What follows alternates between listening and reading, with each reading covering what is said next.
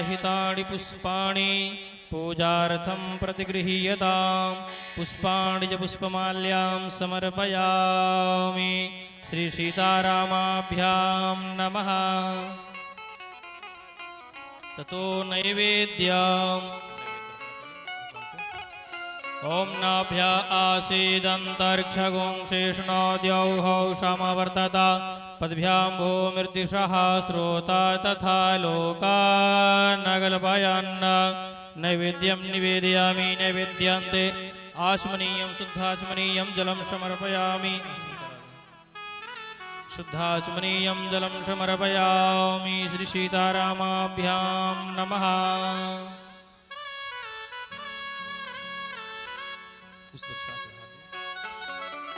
ओम हिरण्यगर्भः समवर्तताग्रे भूतस्य जातः पतिरेक आसीत् सदाधार पृथिवीं द्यामुतैमं कस्मै देवाय हविका विधेम। कृताया पूजाया साद्गुण्यार्थे फलप्राप्त्यर्थे द्रपदक्षिणां समर्पयामि। नमस्करोमि। ततो व्यासपूजनम्। अभ्यास का ध्यान करेंगे। ओम नमो व्यासाय विष्णुरूपाय व्यासरूपाय विष्णवे। नमो वै ब्रह्मनिधये वासिष्ठाय नमो नमः। गुरुर्ब्रह्मा गुरुर्विष्णु गुरुर्देवो महेश्वरः। गुरुर्साक्षात् परब्रह्म तस्मै श्री गुरवे नमः। व्यासाय नमः। ध्यानं ध्यानार्थे पुष्पाणि समर्पयामि।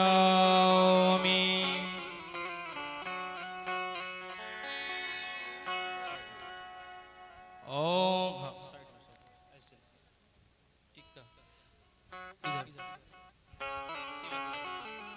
ओम हरिः ओम। श्रीखण्डचन्दनं दिव्यं गन्धाढ्यं सुमनोहरं विलेपनं सुरासिष्ठा चन्दनं प्रतिगृह्यताम्। व्यासाय नमः। विष्णुरूपाय नमः। पुष्पाणि च पुष्पमाल्यां माल्यादीनि सुगन्धेनि मालित्यादीनि मय प्रभो मया हितानि पुष्पाणि पूजार्थं प्रतिगृह्यताम्। ओम हिरण्यगर्भः समवर्तताग्रे भूतस्य जातः पतिरेक आसीत् सदाधार पृथिवीं द्यामुतैमां कस्मै देवाय हविका विधेम। द्रव्यदक्षिणां समर्पयामि। नमस्करोमि। आरती क्या। आप सभी लोग अपने स्थान पे खड़े हो जाएं।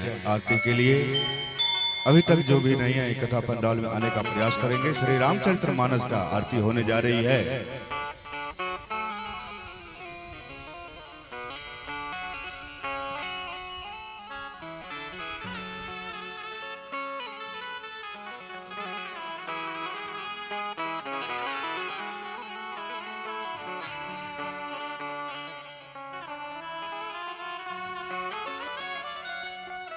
ओम ज्वालामालिन्यै नमः। रत्नेश्वर्यै नमः। सर्वोपचारार्थे गन्धक्षतपुष्पाणि समर्पयामि। ओम आरार्ति पार्थिवगुं रजः पितुर्प्रायधामभिः दिवः सदा गुंसि बृहति वितिष्ठसा आत्मेखां वर्धते तमः। तीरथ कलित ललित सिय पेटी आरत तेरा मायन जी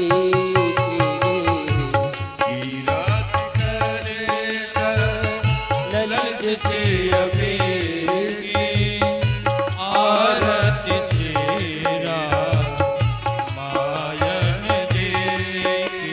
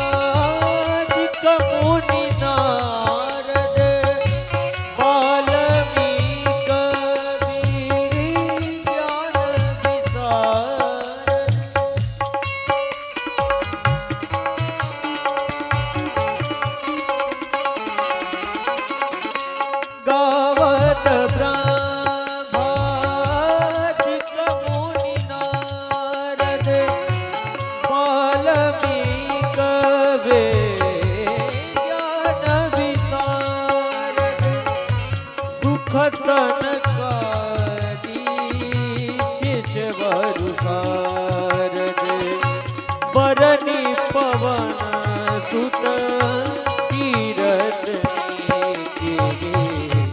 तीरथ कली ललित सिय की आरत तेरा मायन जी तीरथ कली ललित सिय की आरत तेरा मायन जी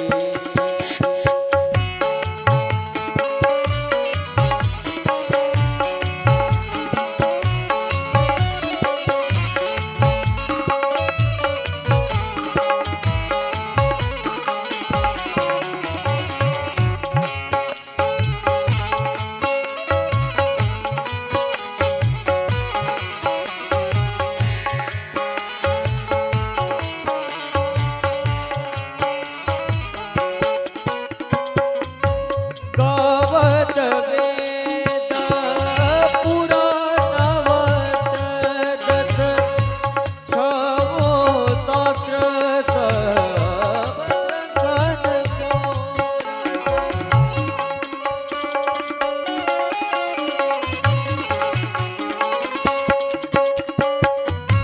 गावत ब्रह्मादिक मुनि नारद वाल्मीकि ज्ञान विशारद सुख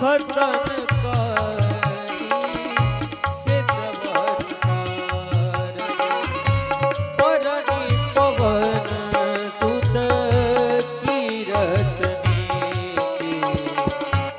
तीरथ कलित ललित सिय की आरत तेरा मायन जी तीरथ कलित ललित सिय की आरत तेरा मायन जी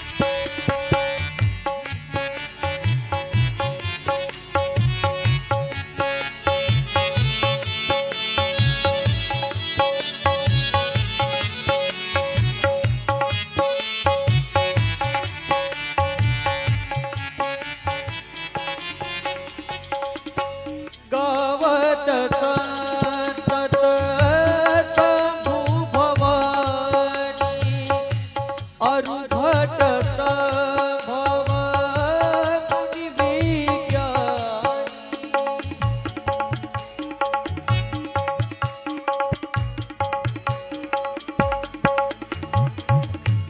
गावत संतत शंभु भवानी अरुभट संभव मुनि विज्ञानी व्यासवादे कवि वर्ज बखानी कागभुतोंडी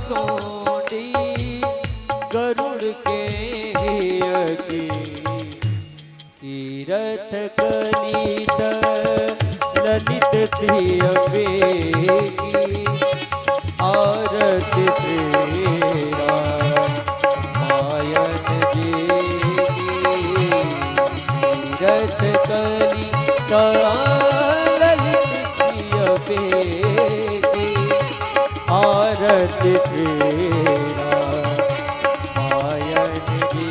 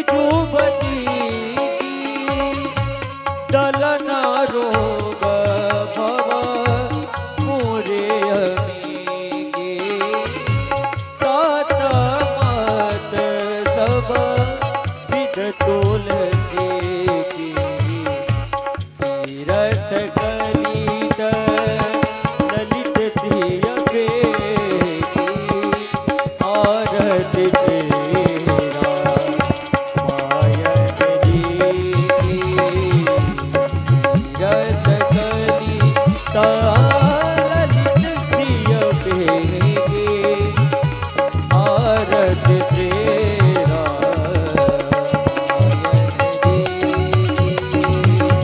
आरती तेरा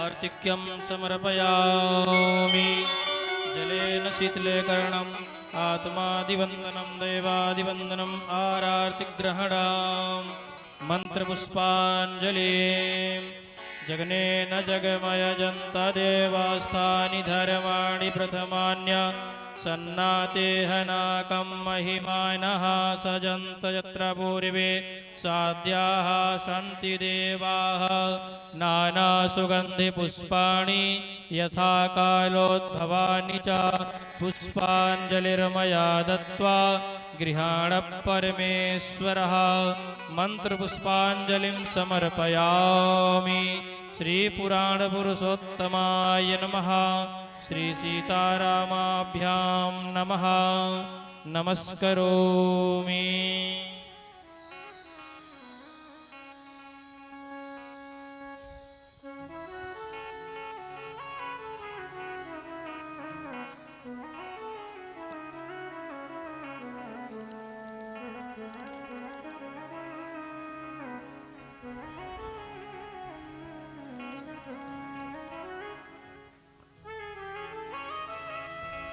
आप लोग जोरदार ताली से स्वागत करेंगे। आज के मुख्य यजमान हैं राजीव सिंह उर्फ मंटो सिंह। राजीव सिंह उर्फ मंटू सिंह, बहुत बहुत आपका धन्यवाद कि आज की कथा का भागीदारी आपके परिवार पार्वती और शिव और पार्वती विवाह में जो शिव बनी थी वो बेटी आ जाए यहाँ पे तनु, और जो पार्वती बनी थी श्रेया, आप दोनों आ जाइए। और दुर्गा पूजा समिति के भूतपूर्व अध्यक्ष बम बहादुर सिंह जी, आप भी मंच पे आ जाइए।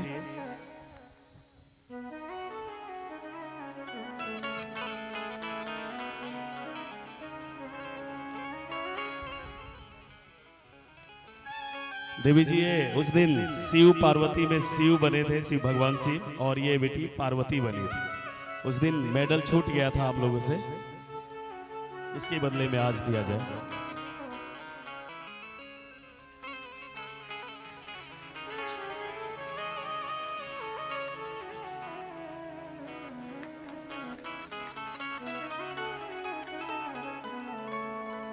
एक अनाउंसमेंट और है, जैसा कि ये राम कथा चल रहा है 9 दिन, विजयादशमी के दिन माता का जागरण है। विजयादशमी के दिन माता का जागरण है, और माता का जागरण में भी एक दाता है, 2 दाता है। मैं बम बहादुर भैया से आगे आने का आग्रह करता हूं। एक दाता जो है उनका हमारे समाज में उनके पूर्वजों ने भी बहुत दान दिया है। साक्षात में देख सकते हैं, ये जो स्कूल बना हुआ है उन्हीं के पूर्वजों ने दिया है। उनका नाम संतोष सिंह उर्फ मंटो सिंह है। इन्होंने जागरण का आधा खर्च उठाया है। जागरण में विजयदशमी के दिन जो जागरण होना है उसका आधा खर्च मंटो सिंह और संतोष सिंह ने उठाया है, और आधा खर्च दुर्गा पूजा समिति के अध्यक्ष होने के नाते मैंने उठाया है। आज संतोष सिंह की माताजी बीमार थी, इस कारण वो नहीं आई इस अनाउंसमेंट के लिए। बदले में उन्होंने बम बहादुर भैया, जो कि दुर्गा पूजा समिति का भूतपूर्व अध्यक्ष रह चुके हैं, इनसे 2 शब्द कहने का अनुरोध करता हूं। हेलो, आज 9 दिवसीय राम कथा का आयोजन किया जा रहा है। अयोध्या से आए हुए सभी भाइयों अतिथियों को मैं हार्दिक अभिनंदन एवं स्वागत करता हूं। दुर्गा पूजा समिति के सभी सदस्यगण को भी मैं इस नवरात्रा के शुभ अवसर पर आप लोग को शुभकामनाएं एवं मंगलमय की कामना करता हूं। धन्यवाद। माफ कीजिएगा भैया, अगर कुछ कहना है स्टेज से कहना है या पर्सनली कहना है, बाद में आप कह लीजिएगा लास्ट में। धन्यवाद भैया।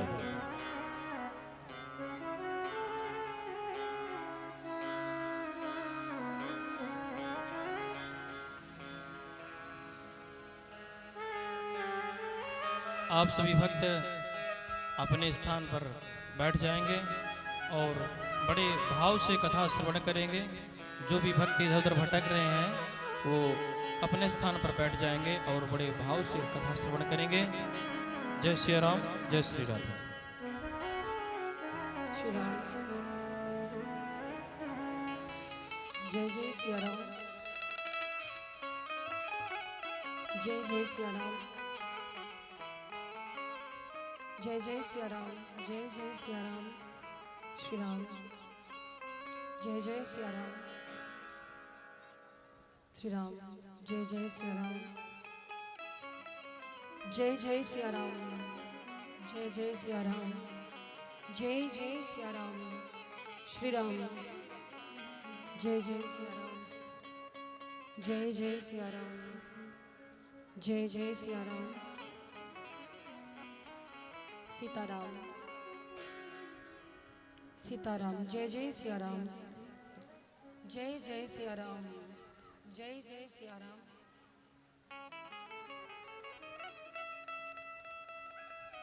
श्री राम। जय जय सिया राम। जय जय सिया राम। जय जय सिया राम। श्री राम। जय जय सिया राम। जय जय सिया राम। श्री राम।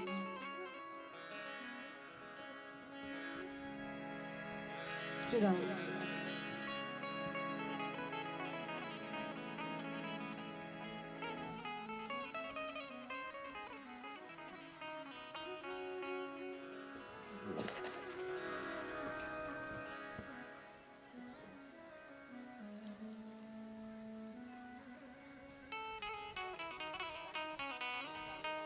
स्वस्ति श्री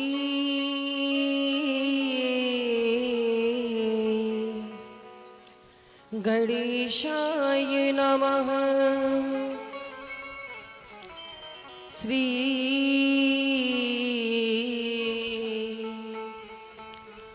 गुरुवे नमः। वर्णानामर्थ संघानां रसानां छन्दसामपि मंगलानां च कर्तारो वन्दे वाणी विनायकौ।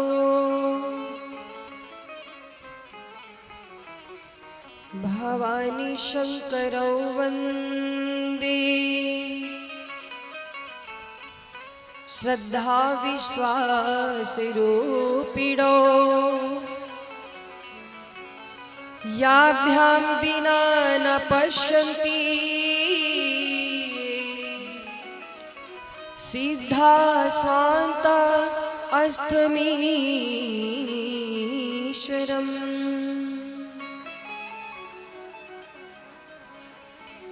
मंगलम कौशलेन्द्राय महनीय गुणार्धये चक्रवर्ती तनुजाय सार्वभौमाय मंगलम्। ध्येयं सदा परिभवग्नं भीष्टिदोहम् तीर्थास्पदं शिवविरञ्चिनुतं शरण्यं भृत्यार्त्रिहं प्रणतपालभवाब्धिपोतं वन्दे महापुरुषते चरणारविन्दम्।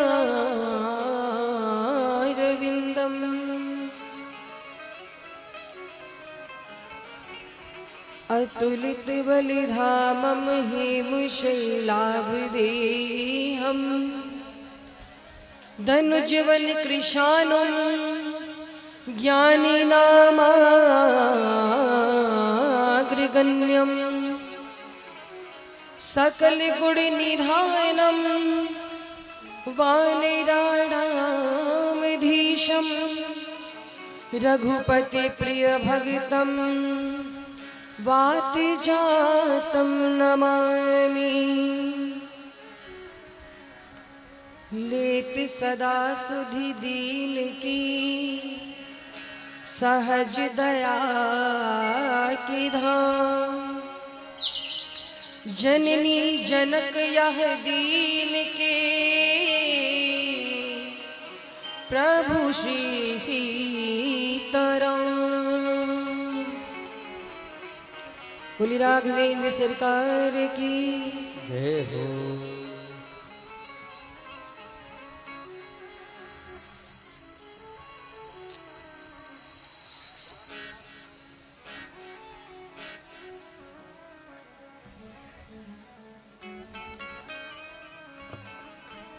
एक मोबाइल मंच पे आया है, जिसका भी हो नाम बता करके अपना मोबाइल का नाम बताएंगे तभी मोबाइल मिलेगा।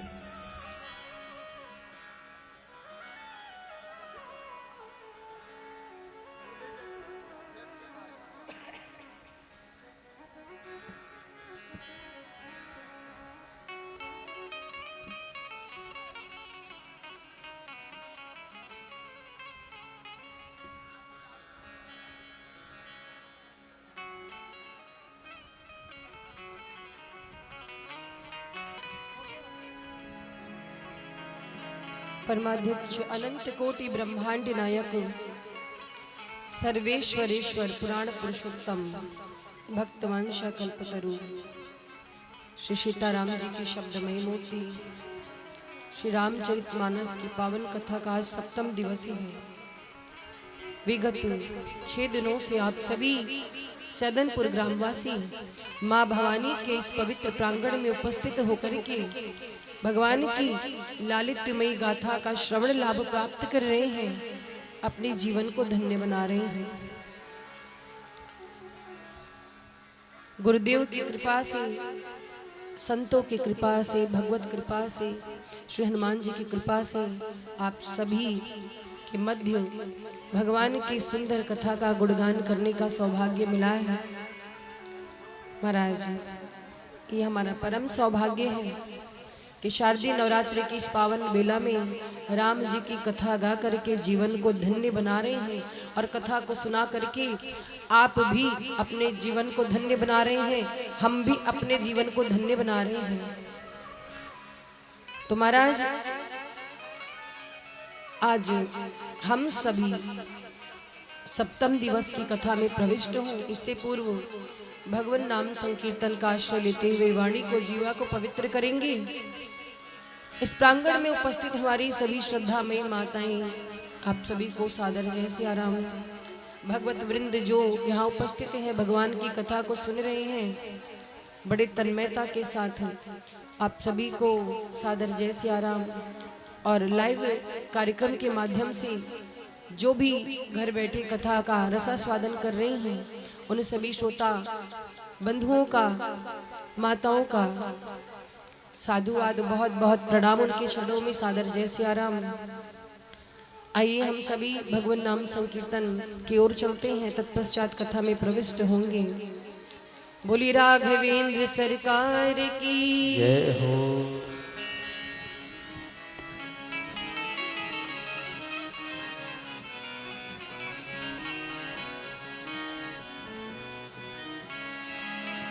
श्री राम जय जय राम, श्री राम जय राम जय जय राम श्री राम जय राम जय जय राम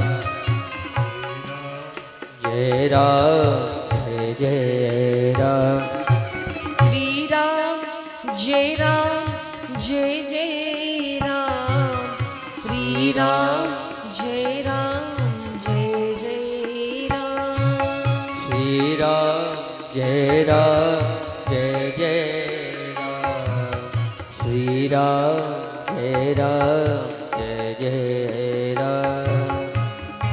दोनों हाथों को उठा करके तालियों की सेवा करते हुए हरि बोल।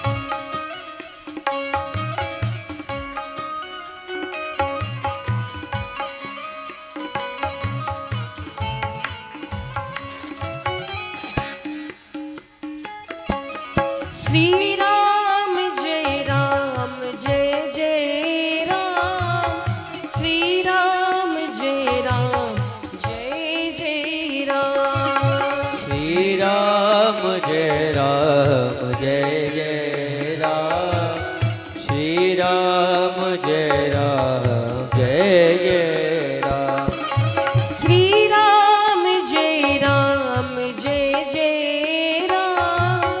श्री राम जय जय राम श्री राम जय राम जय जय राम श्री राम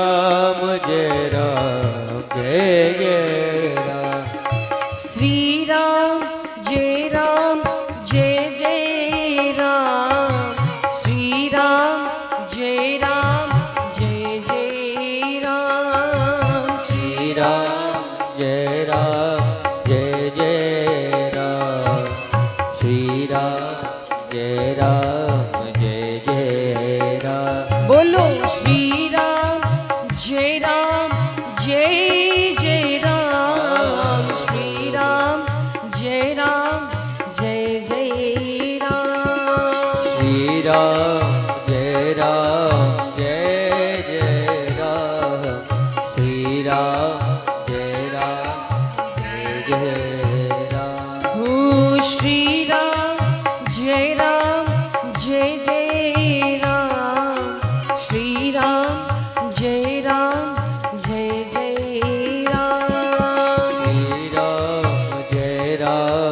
जय जय राम श्री राम जय जय राम। हो जय जय राम जय जय राम जय जय राम जय जय राम। बोली राघवेंद्र सरकार की। कल भगवान के सुंदर विवाह उत्सव का आप सभी ने आनंद लिया। कल चर्चा सुनी आप सभी ने कि भगवान श्री राम जी ने गुरु विश्वामित्र के निवेदन पर मां अहिल्या का उद्धार करते हैं और जब आगे बढ़े हैं मिथिला नगरी में किस प्रकार से पुष्प वाटिका में उन्होंने माली से संवाद किया है, जहां पर बसंत ऋतु का आगमन हुआ। भगवान श्री राम जी के जब चरण पड़े हैं पुष्प वाटिका में तो उसकी शोभा और भी बढ़ गई। और महाराज माँ भवानी का प्रथम मिलन पुष्प वाटिका में कैसे हुआ राम जी से आपने सुना। किस प्रकार से भगवान श्री राम ने धनुर्भंग किया है और धनुष तोड़ करके माँ जानकी के साथ विवाह किया। देखिए, जीवन की हर एक घटना हमें कुछ ना कुछ संदेश देती है। खास तौर पर भगवान से जुड़ी जो घटनाएं होती हैं या लीलाएं कह सकते हैं, वो हमें कुछ ना कुछ संदेश देती हैं। जैसे कल आपने धनुर्भंग की लीला सुनी कि किस प्रकार से भगवान श्री राम ने जब गुरु जी को प्रणाम करके धनुष को उठाया है, प्रत्यंचा चढ़ाने का प्रयास किया, धनुष स्वतः ही टूट गया।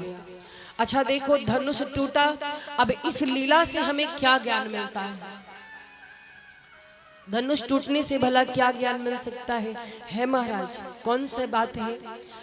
धनुष जब टूटा तो किसी ने धनुष से पूछा, भैया तुम तोड़ दिए गए, तुम्हें बुरा नहीं लगा?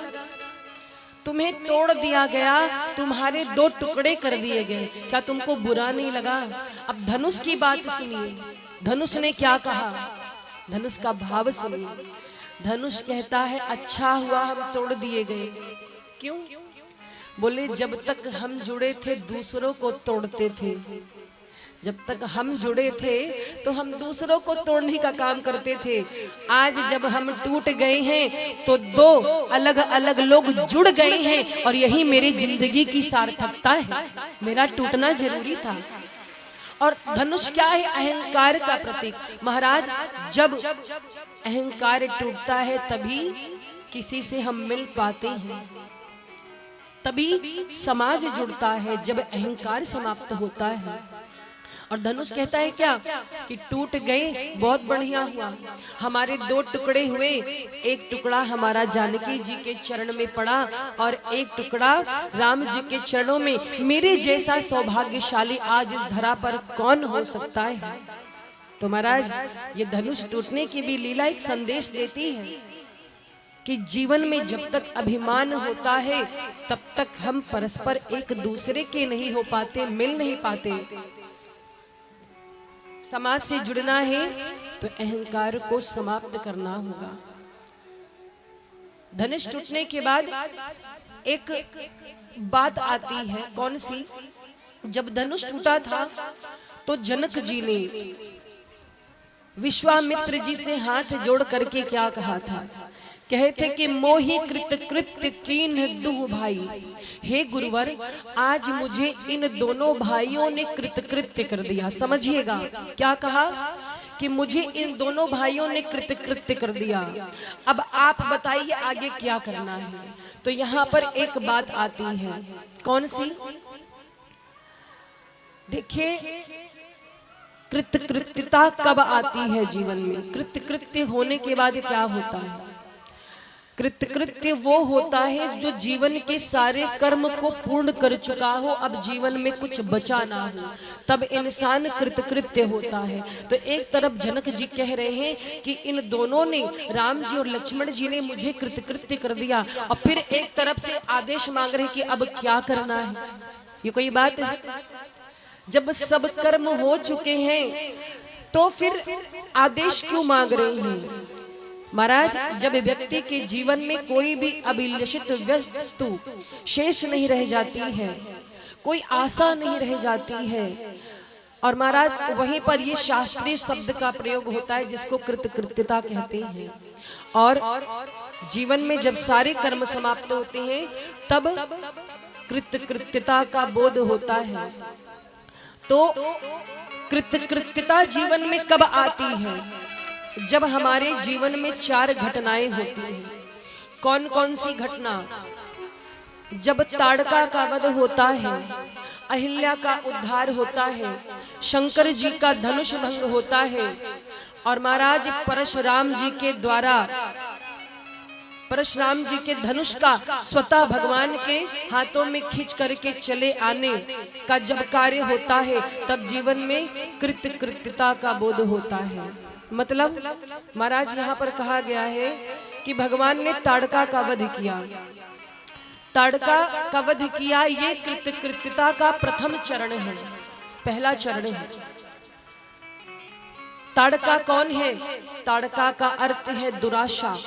जीवन में जब दुराशा समाप्त हो जाती है, और महाराज दुराशा के समाप्त होते ही कृतकृत्यता का प्रथम चरण पूर्ण होता है। और दूसरा चरण है अहिल्या का उद्धार। यानी अहिल्या कौन? बुद्धि की जड़ता जब समाप्त हो जाती है, जब हमारी बुद्धि जड़ से चेतनता की ओर जाती है, तब हमारा ये कृतकृत्यता का दूसरा चरण पूर्ण होता है। और महाराज तीसरा है धनुर्भंग, यानी अहंकार का विनाश होना। जब हमारे अंदर के अहंकार का विनाश होता है, तब कृतकृत्यता का तीसरा चरण पूर्ण होता है। और चौथा है, जब महाराज जो घटना घटी थी, परशुराम जी ने जब कहा था कि राम रमापति कर धन ले हूँ, खेच हूँ मेट मोर संदेह हूँ, आप अपने हाथों में इस धनुष को धारण करके मेरे संदेह को समाप्त करिए। तो महाराज भगवान श्री राम ने जैसे ही हाथ बढ़ाया, धनुष स्वयं खिंचा हुआ चला आया। तो महाराज यहाँ पर क्या हुआ? जब जीव का मन स्वयं भगवान की ओर खींचा चला जाए तो कृतकृत्यता का चतुर्थ चरण पूर्ण होता है। और महाराज इन बातों को रामचरितमानस में बड़ी गंभीरता के साथ प्रस्तुत किया गया है। और जब तक ये 4 चरण पूरे नहीं होते महाराज, भक्ति की प्राप्ति नहीं हो सकती है। भक्ति कौन? जानकी जी। तो भक्ति को प्राप्त करना है तो जीवन के ये 4 चरण पूर्ण करने होंगे। तो कल आप सभी ने सुना कि किस प्रकार से भगवान का विवाह हुआ है, विवाह की सारी विधियां हुई हैं। और महाराज इस विवाह का दर्शन करके सभी बड़े आनंदित हैं, सभी बड़े प्रसन्न हैं। भगवान भक्ति की नगरी में है, जानकी जी हैं भक्ति स्वरूपा, और ये जो मिथिला नगरी है ये भक्ति की नगरी है। तो महाराज सारी विधियां हुई, बारात का खूब स्वागत हुआ, आवभगत हुआ, फेरे हुए। अच्छा, जब फेरे हो रहे थे, चारों दुल्हा सरकार, कौन कौन? राम जी, लक्ष्मण जी, भरत जी और शत्रुघ्न जी, ये चारों जब आंगन की ओर बढ़ रहे थे तो सखियां क्या कहती हैं? देखिए थोड़ा सा विनोद का भाव है। मिथिला की जो नारियां हैं राम जी को अपना पहुना मानती हैं, और थोड़ा पहुना से हंसी मजाक तो होता ही है, भाई उनका पद है। तो एक सखी कहती है, देखो हम लोगों की मनोकामना पूर्ण हो गई। जब ये आए थे नगर भ्रमण के लिए कैसा भाव दिखा रहे थे, अब अच्छे से इन्हें समझाएंगी। अब तो हमारे हाथ में अवसर आ गया है। एक सखी कहती है, तो कहना क्या चाहती हो? बोले देखो अब हम इन्हें चिढ़ाएंगी। और महाराज चारों भैया खड़े हैं, चारों भैया को सखियां व्यंग कसती हैं। क्या कहती हैं कि देखो कैसे धीरे धीरे चल रहे हैं। एक सखी कहती है, अच्छा इनको उपमा दो, ये किस प्रकार से चल रहे हैं। और क्या कहती है? पग धीरे कैसे दुल्हा धरत है सखी। देखो ये दुल्हा लोग कैसे पग रख रहे हैं, सुनो। पग धीरे कैसे दुल्हा धरत है सखी। और क्या कहती हैं? चले धीरे जैसे कोल्हू के बरद है सखी। चल धीरे जैसे कोल्हू के बरद है सखी। चले धीरे जैसे कोल्हू के बरद है सखी।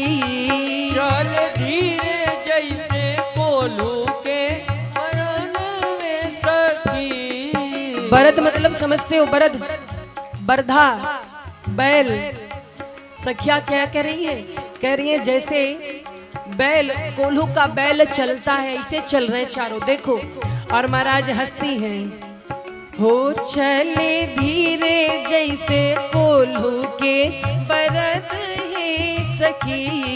चल धीरे जैसे कोल्हू के बरद है सखी। एक सखी कहती, अरे तुम इनको बैल कह रही हो? सखी कहती, अरे ये बैल ही तो है। अच्छा देखो महाराज, जनकपुर की नारियां व्यंग कर रही हैं, विनोद कर रही हैं, पर उनकी बातें जो हैं वेद वेदांत से जुड़ी हैं, सब ज्ञानी हैं। कितना सुंदर भाव दिया है। जब एक सखी ने कहा कि अरे इन चारों दुल्हा की तुलना तुम बरद से, बैल से करती हो, कहीं सुनो, बिल्कुल ये बैल है। कैसे? बोले कि बैल कोल्हू में पेरता है क्या? सरसों, है ना, सरसों पेरता है। और ये भी तो पूरे संसार के जो लोग हैं, जो 84 लाख योनियों में सबको नचाते हैं, तो ये तो कोल्हू के बैल के समान हुए ना। तो क्या कहती है? बरद वही जो पेरी सरसों घानी है सखी, बरद वही जो पेरी सरसों घानी है सखी, ये 84 लाख योनि के मिढ़ानी है सखी, ये 84 लाख योनि के रानी है सखी, ये 84 लाख योनि के मिढ़ानी है सखी, ये 84 लाख योनि के रानी है सखी। और तो कोई नहीं बोला। राम जी चुप, भरत जी चुप, शत्रुघ्न जी, लेकिन लक्ष्मण जी बोले भैया हम लोग को कोल्हू का बैल कह रही है। अच्छा, लक्ष्मण जी बिना बोले रह ही नहीं पाते हैं, उनकी आदत है। लक्ष्मण जी से रहा नहीं गया, बोले देखो अब हम लोग को कोल्हू का बैल कह रहे हैं। तो राम जी कहते हैं चुप रहो, नहीं भैया अब हम लोग जल्दी जल्दी चलेंगे। अभी धीरे धीरे चल रहे थे तो ये बोल रही थी चलो जल्दी जल्दी कदम बढ़ाते हैं। तो महाराज जैसे जल्दी जल्दी कदम बढ़ाया तो सखिया कहती हैं अब देखो तेज तेज चल रहे हैं। दूसरी बोली अब भी कुछ बोलो, तो अब तेज तेज चलने पे कुछ बोलो इनको। तो क्या कहती है? तेज लंबी अब चाल कैसे लागे है सखी, तेज लंबी अब चाल कैसे लागे सखी, जैसे बंधन से छूटी आज भागे है सखी, जैसे बंधन से छूटी आज भागी है सखी, जैसे बंधन से छूटी आज भागे है सखी।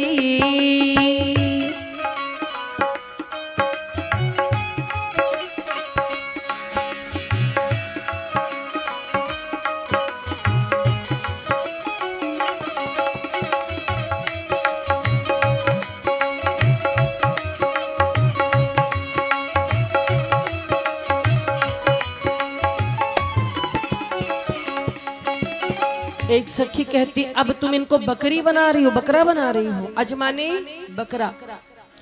सखी बोली अब तो तुमने बहुत बढ़िया बात कह दी। लक्ष्मण जी तिरछी नजर से देखते हैं। एक सखी कहती बिल्कुल जैसे बंधन से छूटी अज भागती वैसे भाग रही, कितनी जल्दी जल्दी चल रहे हैं। और महाराज देखो भाव भी बड़ा सुंदर है। एक सखी कहती है अज का अर्थ बकरा भी होता है और अज का अर्थ होता है अजन्मा। और भगवान कौन है? अजन्मा, इनका जन्म नहीं हुआ है। भ्रय प्रगट कृपाला दीन दयाला, तो ये प्रगट हुए हैं, अजन्मा है। और महाराज इनके पूर्वज भी अज हैं और इसीलिए अज की उपमा दी गई। और एक सहेली क्या कहती है, जब भैया धीरे धीरे चल रहे थे तो कोल्हू का बैल कहा, जब तेज तेज चलने लगे तो कहती हैं कि ये अज की तरह भाग रहे हैं। तब चारों भैया खड़े हो गए वहीं आंगन में, बोले अब चलेंगे ही नहीं। लो इन्होंने चलना ही बंद करवा दिया। और जैसे खड़े हुए तो एक सखी बोली अब खड़े हो गए अब कुछ बोलो। और उनके पास जवाब भी बहुत है मिथिलानियों के पास। क्या कहती हैं? कैसे लागे अब अंग ना मिठाड़े है सखी, कैसे लागे अब अंग ना मिठाड़े है सखी, कैसे लागे अब अंग ना मिठाड़े है सखी, कैसे लागे अब अंग ना मिठाड़े है सखी, जो सुवर्ण नील मणि खम्भ गाड़े है सखी, जो सुवर्ण नील मणि खम्भ गाड़े है सखी, जो सुवर्ण नील मणि खम्भ गाड़े है सखी। क्या कह रही है? कह रही अब तो खंबे की तरह खड़े हो गए। देखो कैसे खंबे की तरह खड़े हो गए।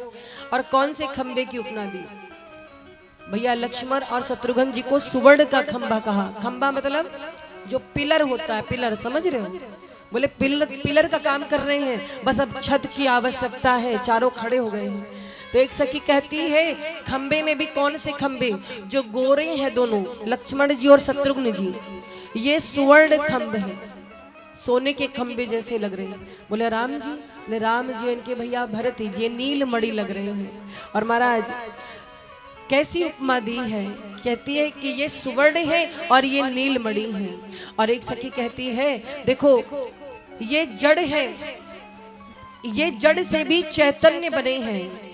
खंबा जो होता है वो जड़ होता है, लेकिन महाराज भगवान जड़ और चैतन्य दोनों में है, इसका यही अर्थ है। भगवान तो हर जगह व्याप्त है, चाहे वो जड़ हो चाहे चैतन्य हो। तो क्या कहा, खंब जड़ किंतु दुल्हा चैतन्य है सखी। दूसरी सहेली समझा रही है, कह रही है खंब जड़ किंतु दुल्हा चैतन्य है सखी, और जड़ चैतन्य में राम नहीं अन्य है सखी। जड़ चैतन्य में राम नहीं अन्य है सखी। जड़ चैतन्य में राम नहीं अन्य है सखी। जड़ चैतन्य में राम नहीं अन्य है सखी। और महाराज इस प्रकार से विनोद करती हैं सब सखियां, राम जी को चिढ़ाती हैं। अच्छा एक बात और है, विवाह में गारी का बड़ा महत्व होता है। और एक चीज, पूरी दुनिया राम जी को प्रेम दे सकती है। किसी ने राम जी के लिए प्राण दे दिया, कोई राम जी के लिए कुछ भी कर सकता है, पर मिथिला वाले जो राम जी को दे सकते हैं वो पूरी दुनिया में कोई नहीं दे सकता। दुनिया के हर एक स्थान से कुछ ना कुछ लोग राम जी को देते हैं, अपना भाव देते हैं, स्वभाव देते हैं, लेकिन मिथिला के लोग जो राम जी को दे सकते हैं वो कोई नहीं दे सकता। वो क्या है, वो है गारी। क्योंकि महाराज एक मिथिला वालों का ही अधिकार है कि राम जी को गाली दे सकते, बाकी किसी की हिम्मत है। तो इसीलिए गोस्वामी जी ने बड़ी सुंदर व्याख्या की है कि समय सुहावनी गारी विराजा। अच्छा, अभी बिना समय के आप किसी को गाली दो या कुछ कहो, बर्दाश्त नहीं करेगा, पर विवाह में दूल्हा चुपचाप बैठ के गाली सुन लेता है, क्योंकि समय के साथ सब अच्छा लगता है। जिस चीज का माहौल होता है, वातावरण होता है, उस समय वो अच्छा लगता है। तो महाराज सखियां विनोद कर रही हैं। एक सखी कहती है कि सुनो बहन, ये जो अयोध्या वाले हैं ना, ये सब जादूगर है, जादूगर। बोले अच्छा, अब लक्ष्मण जी बैठे हैं। एक सखी कहती है पूरे जादूगर ही हैं, इनके यहाँ शुरू से चमत्कार ही हुआ है, जादू ही हुआ है। इनके यहाँ पुत्र कामेष्ट यज्ञ हुआ तो खीर खा करके इनकी माताओं ने इन्हें जन्म दे दिया। अब लक्ष्मण जी देख रहे हैं, लक्ष्मण जी से रहा नहीं गया, लक्ष्मण जी बोल पड़े। लक्ष्मण जी कहे चलो, अयोध्या में खीर खाने से बालक होते हो, मिथिला में क्या होता है जरा बताओ। मिथिला में बालक कैसे होते, संतान कैसे होती है, हल चलाते हैं और खेत में से संतान निकल आती है, मिट्टी में से। और महाराज अब जुगलबंदी हो रही है, एक दूसरे को चिढ़ा रहे हैं। एक सखी कहती है बुलाया नहीं गया था, चले आए। लक्ष्मण जी कहे बुलाया गया था। बोली आपको तो नहीं बुलाया गया था, विश्वामित्र जी को निमंत्रण गया था, आपको तो किसी ने बुलाया नहीं था, जबरदस्ती चले आए। अब लक्ष्मण जी को बात बड़ी बुरी लगी। अब राम जी से कहते हैं भैया, जब मैं बोलूंगा कि हमें बुलाया गया था तो आप सिर हिला के बोल देना हाँ। राम जी कहे झूठ नहीं बोलना चाहिए लक्ष्मण। बोले अरे प्रभु, बात बनाने के लिए झूठ बोल सकते, किसी का बुरा थोड़ी कर रहे हैं, हमारे झूठ से किसी का बुरा थोड़ी होगा। और कहीं बात बन रही हो, शादी विवाह में तो अक्सर लोग झूठ बोलते ही हैं। अगर आधा झूठ ना बोले तो विवाह ही ना हो। लड़का क्या करता है, अरे बड़ा कमाते है भैया, लड़का बहुत बढ़िया कमाते है, कुछ नशा करता, एक इलायची नहीं खाता है लड़का। लोग ऐसे कहते हैं कि एक इलायची नहीं खाता, हमारा जाने के बाद पता चलता है कि वो क्या क्या करता है। ऐसे ही आप लोग बड़ी खुश ना हो, आपके बारे में भी बता रहे हैं। जब कोई बेटी देखने आती है, कन्या देखने विवाह के लिए, तो हर माता पिता या जो बीच वाले होते हैं, अरे लड़की तो गाय की तरह सीधी है, एक ही बात बोलते, क्या भैया वॉल्यूम कम हो गया, बढ़ाइए थोड़ा सा। कहते हैं कि लड़की बिल्कुल सीधी है, किसकी तरह?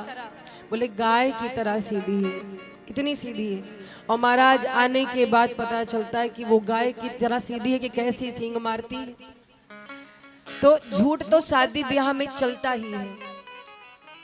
एक बार की बात है, एक लड़की को देखने वाले आए, लड़की बहुत पढ़ी लिखी थी, समझदार थी और बड़ी शांत थी। भाई ने कहा कि आज तुमको सब देखने आ रहे, बढ़िया तैयार रहना और ज्यादा बोलना नहीं, जो कुछ पूछा जाए बस उत्तर देना। लड़की बढ़िया तैयार होके साड़ी पहन करके बैठी।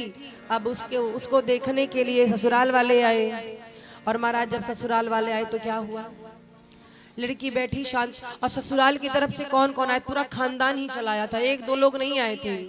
जिठानी देवरानी जो लगेंगी सब, ननद और उनकी बुआ हुआ सब चली आई थी। ऐसा लग रहा इंटरव्यू लेने आई है। पहुंची महाराज, और महाराज क्या हुआ,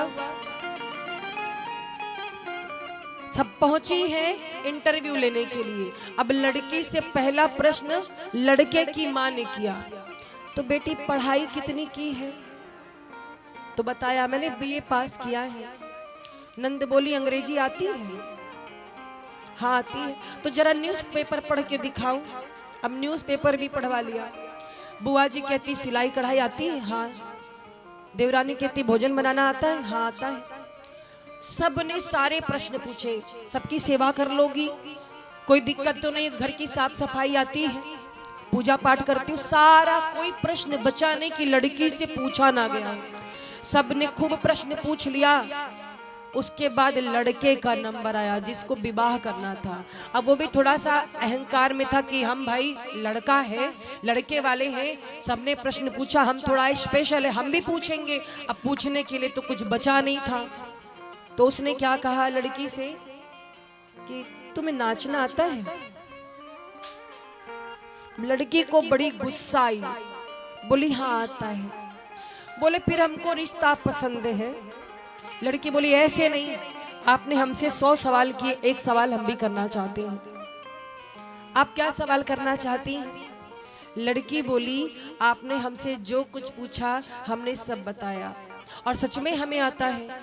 और अभी अभी आपने पूछा, लड़के से बोली आपने पूछा कि क्या मुझे नाचना आता है? तो मैं कहती हूँ हाँ मुझे नाचना आता है, पर आप बताओ आपको तबला बजाना आता है? लड़का घबरा गया, बोला नहीं। तो लड़की बोली अच्छा जब मैं नाचूंगी तो तबला तुम्हारा बाप बजाएगा? हाँ। लड़की कहती मुझे खुद ही तुमसे शादी नहीं करनी है। इतने प्रश्न पूछ रहे हो, अरे बेटे का विवाह करने के लिए आए हो कि हमारा इंटरव्यू ले रहे हो? तो कहीं कहीं महाराज विवाह में भी बड़ी समस्याएं होती हैं। लोग खुद परफेक्ट हो ना हो, पर सामने वालों को एकदम परफेक्ट चाहते हैं। इस दुनिया में आज तक कोई पूरा परफेक्ट हुआ है? किसी में कुछ ना कुछ कमियां जरूर होती हैं। अगर हर तरह से परफेक्ट खोजो महाराज तो फिर बैठे रहो पूरे जीवन, राम राम करो। प्रेम से बोलो राघवेंद्र सरकार की। और महाराज सखियां लक्ष्मण जी को चिढ़ाती, कहते हैं बुलाया नहीं गया था। लक्ष्मण जी कहते हैं राम जी से कि प्रभु झूठ बोल देना। अब सखिया कहती राम जी आप बताओ क्या आप लोगों को सच में बुलाया गया था धनुष यज्ञ में? राम जी कहते हैं नहीं। लक्ष्मण जी कहते हैं भैया आप जल्दी से हाँ बोलो। तो राम जी एक बार लक्ष्मण जी को देख के हाँ ऐसे करते और सखियों को देख के नहीं करते। राम जी कहते अच्छा, लक्ष्मण जी कहते अच्छा फंसा रहे हो भैया हमें, ना आप इधर में हो ना आप उधर में हो। राम जी बोलते हमसे झूठ नहीं बोला जाएगा। और महाराज इस प्रकार से सब सखियां चिढ़ाती हैं, सब व्यंग करती हैं और क्या कहती हैं? कहती हैं कि पहले गाली इनके जो गुरु जी हैं उनको दो। अब महाराज इतने गुरु थे, गुरु मतलब वशिष्ठ जी तो गए थे पर दाढ़ी वाले बाबा बहुत थे। अब खोजा जा रहा है कि सर्वप्रथम गाली जो राम जी के गुरु हैं उनको दी जाए। अब गुरु जी को खोज ही नहीं पा रही है, कौन है? बोली एक तो बारात में ये दाढ़ी वाले इतने आए हैं, पहचानना ही मुश्किल हो गया है। और देखो सब भैया जेवने बैठे हैं, गारी का समय हुआ है, गारी दी जा रही है। अब हुआ क्या, राम जी तो मोरा पहने हैं, सुंदर स्वरूप तो है ही, मोरा पहने हुए हैं। सारी सखियां अटारियों पे चढ़ गईं गाली देने के लिए। और वहीं जनक जी बैठे थे, सबको पूछ पूछ करके व्यंजन पवा रहे थे जोनार भाई। और महाराज जब सखियां अटालियों पे चढ़ गई तो एक सखी कहती है कि अब 2 गाली विधिवत इनको। और महाराज देना था दशरथ जी को और अयोध्या वासियों को गाली। राम जी ने जैसे ही अपने मोर से सिर निकालकर झांका, राम जी को देखकर भूल गई। अब महाराज कौन कहे कि अवधेश को गाली दे तो देने लगी मिथिलेश को गाली, जनक जी को ही गाली देना शुरू कर दी। जनक जी कहते ये क्या कर रही हो? और महाराज कभी कभी ऐसा हो जाता है। तो बता द बबुआ लोगवा देत काहे गारी, बता द बबुआ लोगवा देत काहे गारी, बता द बबुआ लोगवा देत काहे गारी, बता द बबुआ। राम जी से पूछे हो, राम जी से पूछे जनकपुर की नारी, बता द बबुआ, बता द बबुआ लोगवा देत काहे गारी, बता द बबुआ लोगवा देत काहे गारी, बता द बबुआ। तालियों की सेवा करते हुए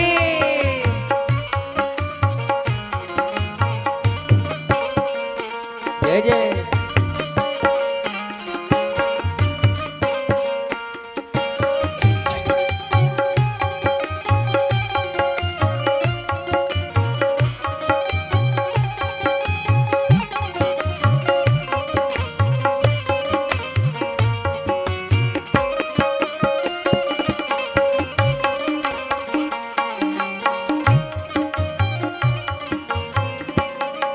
कहती है हम तो से पूछ ले हे धनुधारी, तुझसे पूछे हे धनुर्धारी, हम तो से पूछी ले हे धनुधारी, पूछे हे धनुर्धारी। एक भाई गोर काहे हो, एक भाई गोर काहे, एक भाई कारी, बता द बबुआ हो, बता द बबुआ लोगवा देत काहे गारी, बता द बबुआ लोगवा देत काहे गारी, बता द बबुआ।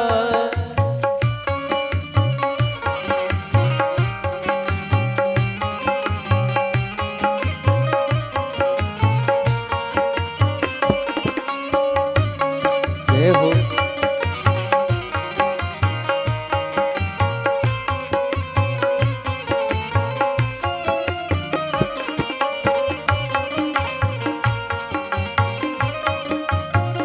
बोलो दुल्हा सरकार की जय हो।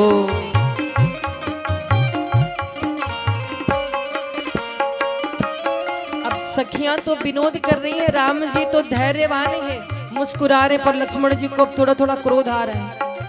कहते हैं ये देखो भैया कैसे कैसी बात कर रही। कहते हैं एक भाई गोर का ही एक भाई कारी, कौन सी बातें हैं? सखिया कहती सुनो सुनो, अभी आगे सुनो।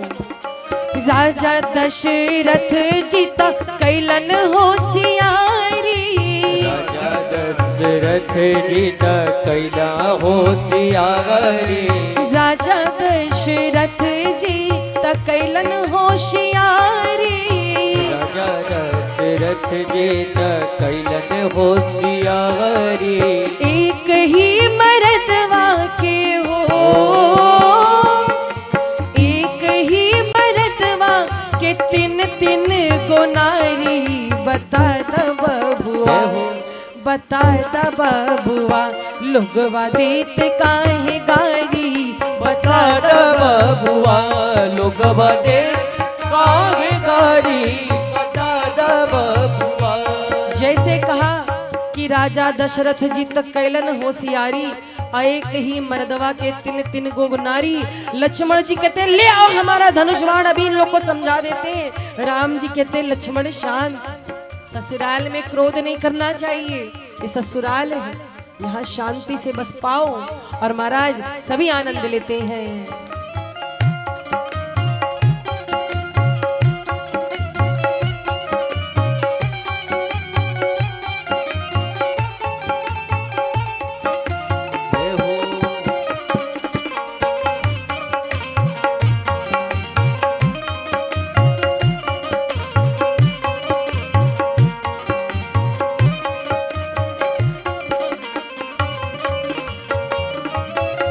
सखी कहती है वो जो बैठे हैं ना दशरथ जी के बगल में, यही इनके गुरु हैं, अब इनको छोड़ना नहीं है, गुरु जी को पहले पकड़ो। तो क्या कहती है, हे बुढ़ऊ बाबा के पाकल पाकल दाढ़ी, बुढ़ऊ बाबा के पाकल पाकल दाढ़ी, हे बुढ़ऊ बाबा के पाकल पाकल दाढ़ी, बुढ़ऊ बाबा के पाकल पाकल दाढ़ी। अरे देखन में छोट लागे ओ, देखन में छोट लागे खाए भर थारी। बता द बबुआ बता द बबुआ लोगवा देत काहे गारी। बता द बबुआ लोगवा देत काहे गारी। बता द बबुआ लोगवा देत काहे गारी। बता द बबुआ। अरे राम जी से पूछे ओ, राम जी से पूछे जनकपुर की नारी। बता द बबुआ ओ बता द बबुआ लोगवा देत काहे गारी। बता द बबुआ लोगवा देत काहे गारी। बता द बबुआ लोगवा देत काहे गारी। बता द बबुआ लोगवा देत काहे गारी। बता द बबुआ लोगवा देत काहे गारी। बता द बबुआ हाँ बता द बबुआ हो बता द बबुआ। लोगवा देत काहे गारी। बता द बबुआ। और महाराज इस प्रकार से विनोद हुआ, समय धीरे धीरे बीत रहा है और अब बेला आई है जानकी जी की विदाई की। देखो महाराज, जीवन में जब कोई भी पिता बेटी का विवाह करता है उसे खुशी भी बहुत होती है और दुख भी बहुत होता है। यही एक अवसर है जहां खुशी और गम दोनों साथ साथ होते हैं। वो कौन सी बेला है? बेटी के विवाह की। बेटी का विवाह हो रहा है, उसका घर बस रहा है, ये तो खुशी की बातें हैं। पर जब बात बेटी को विदा करने की आती है तो बहुत तकलीफ होती है और माँ बाप का कलेजा थर्रा जाता है ये सोच करके कि अपनी बेटी को हम विदा करेंगे। महाराज आपको पता है अयोध्या से जो बारात आई थी मिथिला में 6 महीने रही है। कितने? 6 महीने तक रही है। राम जी ने सोचा हमारा कल्याण हो गया है, अब इन लोग का भी कल्याण कर ही दे। तो इसी कारण से 6 माह तक बारात रही, क्योंकि भाई बारात में जो आए हुए थे बालक उनके योग्य कन्या खोजने में समय लगता, तो समय लगता कन्या मिलती और उसके बाद विवाह होता। तो 6 माह बीत गए थे और महाराज एक दिन सवेरे सवेरे दशरथ जी उठे और विचार करने लगे कि बहुत समय हो गया, बहुत समय हो गया है और अब चलना चाहिए। तो सुबह सुबह उठ करके दशरथ जी जनक जी से कहते हैं हाथ जोड़कर कि जनक जी आपने बहुत सेवा करी है, बहुत प्रेम दिया, हम किस मुख से वर्णन करें, शब्द नहीं है। लेकिन अब आदेश दीजिए। और महाराज जब जब दशरथ जी बीच में जाने की बात करते थे ना, जनक जी हाथ जोड़कर कहते, सरकार हमारी सेवा में कमी रह गई। क्यों? आखिर जनक जी बारात को विदा क्यों नहीं करना चाह रहे थे? कारण ये था, जनक जी सोच रहे थे कि कुछ दिन और जानकी मेरे साथ में रह ले, कुछ दिन और मेरी बेटी मेरे साथ में रह ले, और इसी तरह रोज टालते। लेकिन इस बार जब दशरथ जी ने हाथ जोड़कर कहा कि चलने दीजिए सरकार, अब समय बहुत हो गया है, तो जनक जी कहते हैं कि मेरी सेवा में कोई कमी रह गई। दशरथ जी कहते हैं नहीं नहीं, आपकी सेवा में कोई कमी नहीं रह गई, आपने तो बहुत प्रेम दिया, बहुत अनुराग मिला। और गोस्वामी जी एक बात लिखते हैं कि सम समधि देखे हम आजू। समधि किसे कहते जानते हो? सम मतलब बराबर और धी मतलब बुद्धि। दशरथ जी और जनक जी को एक समान कहा है। कैसे? दशरथ जी को जनक जी ने प्रणाम किया। जब जनक जी ने प्रणाम किया तो दशरथ जी कहते हैं, जनक जी आप ये क्या करते हैं? अरे आप तो बेटी वाले हैं, हम बेटे वाले हैं, हमें आपको प्रणाम करना चाहिए। जनक जी कहते हैं ऐसा कैसे हो सकता है सरकार, आप बेटे वाले हम बेटी वाले हैं, बड़े तो आप हुए। दशरथ जी कहते हैं नहीं, कौन कहता है कि बेटे वाले बड़े होते हैं? अरे बड़े तो बेटी वाले होते हैं। अपने कलेजे का टुकड़ा आप मुझे दे रहे हैं, अपना सर्वस्व आप मुझे दे रहे हैं, हम तो याचक बन करके मांगने आए हैं, आप देने वाले हैं, आप कन्या का दान कर रहे हैं, आपसे बड़ा और कौन हो सकता है? और महाराज इसीलिए कहा गया कि सम समधि देखे हम आजू। समधि का मतलब जिसकी बुद्धि में समानता हो, और चक्रवर्ती जी और जनक जी की बुद्धि में समानता है। तो क्या हुआ? दिन उठी बिदा अवध पति मांगा, दिन उठी विदा अवध पति मांगा, राखहि जनकु सहित अनुरागा, राखहि जनकु सहित अनुरागा, नित नूतन आदरु अधिकाई, नित नूतन आदरु अधिकाई, दिन प्रति सास भांति पहुनाई, दिन प्रति सहस भांति पनुवाई, बहुत दिवस बीते एही भांति,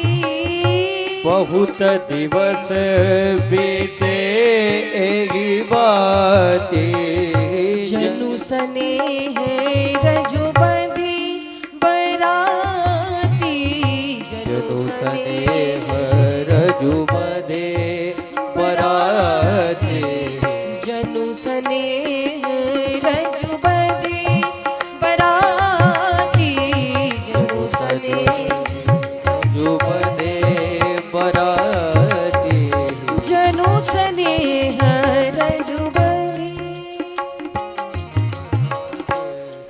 रोज रोज चक्रवर्ती जी विदा मांगते थे, पर इस बार कहते हैं कि जनक जी हमको चलने दीजिए। और महाराज जनक जी हाथ जोड़ते हैं, सरकार कोई कमी रह गई? नहीं नहीं, कोई कमी नहीं रह गई, अब चलने दीजिए। वहाँ अवध नगरी में भी लोग प्रतीक्षा कर रहे हैं, इनकी माताएं। अब इस बार जनक जी कोई बहाना नहीं कर पाए। रोज कोई ना कोई बहाना करते थे, पर अब की बार कोई बहाना नहीं कर पाए, और थोड़ा सा हृदय दुखी हो गया। और महाराज जाकर के अंदर सूचना दी कि अब जानकी जी की विदाई का समय हो गया। जानकी जी की विदाई की बात आई महाराज, तो सब बहुत दुखी हो गए। सब सखियां अभी तक तो विनोद कर रही थी, अभी तक उनको लग रहा था कि अभी जानकी है, अभी जानकी है मेरे पास। लेकिन जब जाने की बात हुई कि अब सच में चली जाएंगी, तो सारी सखियां बहुत दुखी हो गई। अब सबको व्याकुलता हो रही है। अभी तक जनकपुर में ऐसा लग रहा था मानो मेला लगा हुआ है, लोग इतने प्रसन्न थे, रोज बधाई हो रही थी, रोज कार्यक्रम हो रहे थे संगीत के, रोज नृत्य हो रहा था, मनोहर सुंदर मंगल गीत गाए जा रहे थे। पर अब जैसे ही जानकी जी की विदाई की बात आई, सबकी आंखें भीगने लगी, ये सोच करके कि अब जानकी चली जाएगी। और महाराज मैया सुनैना जानकी जी को हृदय से लगाती हैं, कहती हैं बेटी एक बात याद रखना। क्या कहती हैं कि जीवन में मैंने जो संस्कार तुमको दिए हैं उन संस्कारों का पालन करना। और महाराज कौन से संस्कारों का पालन करना चाहिए? जानकी जी की मैया अपनी चारों बेटियों को समझाती हैं। और जानते जानकी जी की विदाई की बात जब सुनी, लोगों का हाल क्या हुआ होगा ये तो बाद में सुनिए। जानकी जी ने 2 पक्षियों को पाल रखा था, तोता और मैना, जिनका नाम शुक और सारिका था। दोनों बहुत ही प्रेम करते थे, सोने के पिंजड़े में थे वो तोते और मैने, और वो जानकी जी से बहुत प्रेम करते थे। जब तोता मैना यानी सुक सारिका ने सुना कि हमारी जानकी जाने वाली है, अब विदा होकर के यहाँ से अयोध्या चली जाएंगी, तो सुक सारिका रोने लगे। और सुक सारिका कहते हैं कि नहीं चाहिए हमको ये सोने का पिंजड़ा, हमें मेरी जानकी के साथ भेज दो। व्याकुल होकर के कहते हैं कहाँ है जानकी, हाय जानकी, हाय जानकी। वहां के पशु पक्षी रोने लगे महाराज। आज पशु पक्षी भी रो रहे हैं, और पशु पक्षी ही नहीं, जितने जीव हैं मिथिला के, गौएं हैं, वो जानकी जी के लिए आंसू बहाते कि अब मेरी जानकी विदा हो जाएगी। और महाराज ये बेला ही ऐसी होती है, अगर पड़ोसी के बेटी की भी विदाई हो रही हो तो आंखें भर आती हैं, क्योंकि विदाई का जो दृश्य होता है बड़ा ही करुणा से भरा होता है। और महाराज जानकी जी का श्रृंगार किया जाने लगा, तैयारियां हो रही हैं। जो दहेज की सामग्री है वो सब बैलगाड़ियों पर, रथों पर, सब पे हाका रखा जाने लगा। अयोध्या पहुंचाने के लिए पूरी व्यवस्था बनाई जा रही है। और महाराज जानकी जी अपने कक्ष में खड़ी थी, अपने कक्ष में सुंदर श्रृंगार करके माँ सुनैना के पास खड़ी थी। तब तक जनक जी का आगमन हुआ। जनक जी आए हैं और जैसे कक्ष में जानकी जी पर नजर गई, मांग में लाल सिंदूर भरा है, 16 श्रृंगार किए हुए बेटी। आज जनक जी को अपनी प्रिया, अपनी पुत्री जानकी जी पराई लगने लगी। और जो ज्ञानी है महाराज, आज सारी ज्ञान की मर्यादा समाप्त हो गई।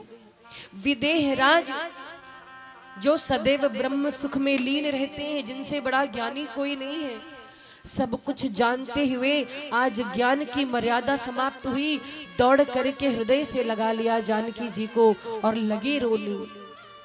इतना रोए हैं जनक जी कि उनको देख करके सारी सखियां रोने लगी, माँ सुनैना रोने लगी, पूरी मिथिला नगरी रोने लगी।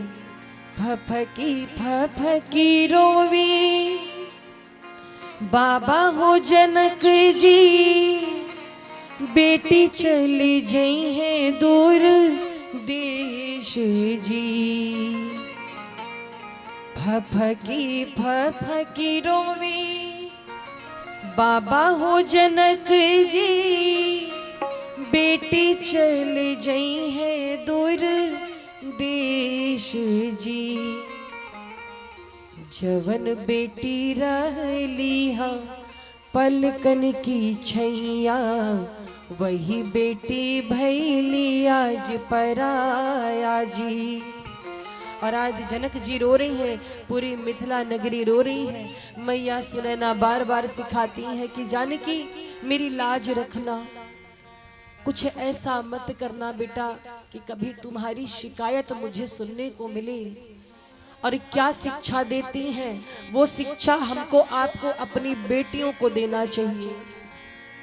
बेटी ससुरे में रही हा तू चांद बन के, बेटी ससुरे में रही हा तू चांद बन के, बेटी ससुरे में रही हा तू चांद बन के, बेटी ससुरे में रही हा तू चांद बन के, सबकी पुत्री के बिचवा परान बन के, सबकी पुत्री के बिचवा परान बन के, बेटी ससुरे में रही हा तू चांद बन के, बेटी ससुरे में रही हा तू चांद बन के। हो हरि बोलो जानकी मैया की जय हो।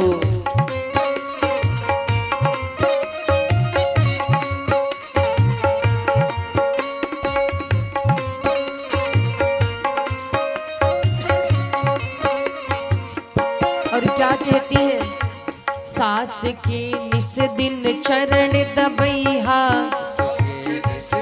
चरण दबैहा, बिटिया सबसे पाछे खैहा, बिटिया सबसे पाछे खैहा, सास के निस दिन चरण दबैहा, बिटिया सबसे पाछे खैहा, ससुर के बाजे जब खड़ौआ पानी दिहा धोवे पौआ, ससुर के बाजे जब खड़ौआ पानी दिहा धोवे पौआ, रही हा अगहन पूस महीनवा के बिहान बन के, रही हा अगहन पूस महीनवा के बिहान बन के, बेटी ससुरे में रही हा तू चांद बन के, ओ बेटी ससुरे में रही हा तू चांद बन के। जय जय।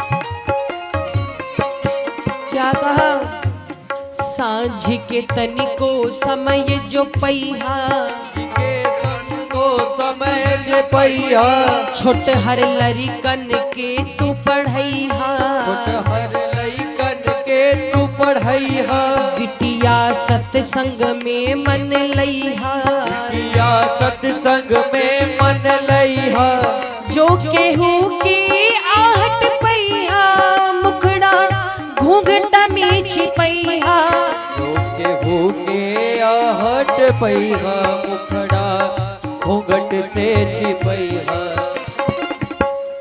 रही हा घर में हीरा मोती के दुकान बन के, रही हा घर में हीरा मोती के दुकान बन के, बेटी ससुरे में रही हा तू चांद बन के, बेटी ससुरे में रही हा तू चांद बन के।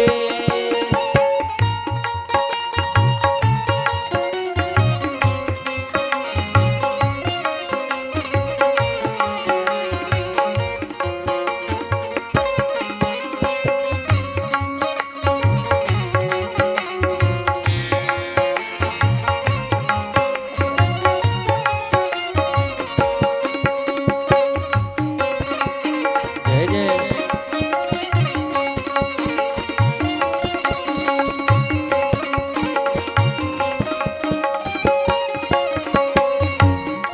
और क्या कहती है बिटिया, मेरी पगड़ी की इज्जत को निभाना। कोई शिकायत नहीं मिलनी चाहिए।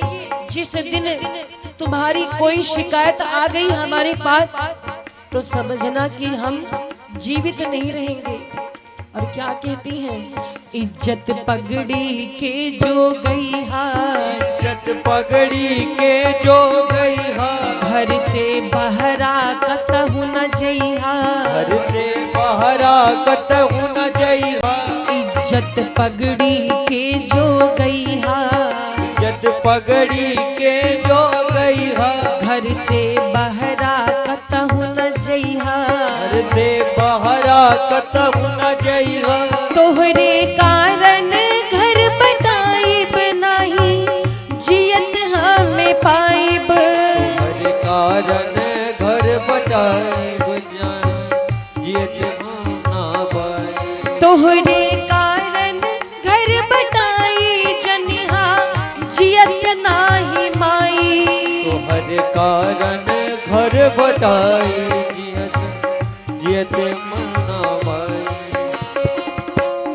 ऐसन जन करिहा की ओरहन आवे बान बन के, ऐसन जन करिहा की ओहरन आवे बान बन के। हो ऐसन मत करिहा की ओरहन आवे बान बन के। ऐसन मत करिहा जे ओहरन आवे बान बन के। बेटी ससुरी में रही हा तू चांद बन के। बेटी ससुरे में रही हा तू चांद बन के। सबके पुत्री के बिचवा परान बन के। सबके पुत्री के बिचवा परान बन के। बेटी ससुरे में रही हा तू चांद बन के। बेटी ससुरे में रही हा तू चांद बन के। बेटी ससुरे में रही हा तू चांद बन के।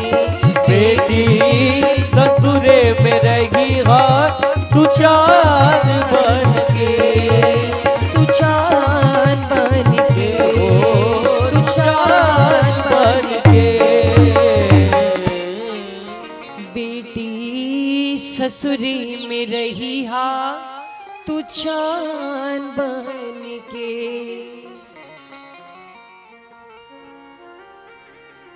जनक जी ज्ञानी हैं, उनको सीता जी का संस्कार पता है, वो कैसी हैं, क्या संस्कार अपनी बेटी को दिया है, ये भी जनक जी जानते हैं। पर इतना सहेज क्यों रहे हैं, आज आंखों में इतना आंसू क्यों है? क्योंकि जनक जी जानते हैं कि आगे जानकी के भाग्य में क्या होना है। जिस जानकी को मैंने फूलों की तरह पाला है, उस जानकी के भाग्य में क्या लिखा है ये जनक जी जानते हैं। लेकिन क्या कहते हैं कि बेटा कभी भी परेशानियों से घबराना नहीं। कोई भी समस्या आ जाए जीवन में, कितनी भी बाधा आए, धैर्य से उसका सामना करना। और माँ बाप का कर्तव्य होता है कि बेटियों को अच्छी शिक्षा दे। एक बार की बात है,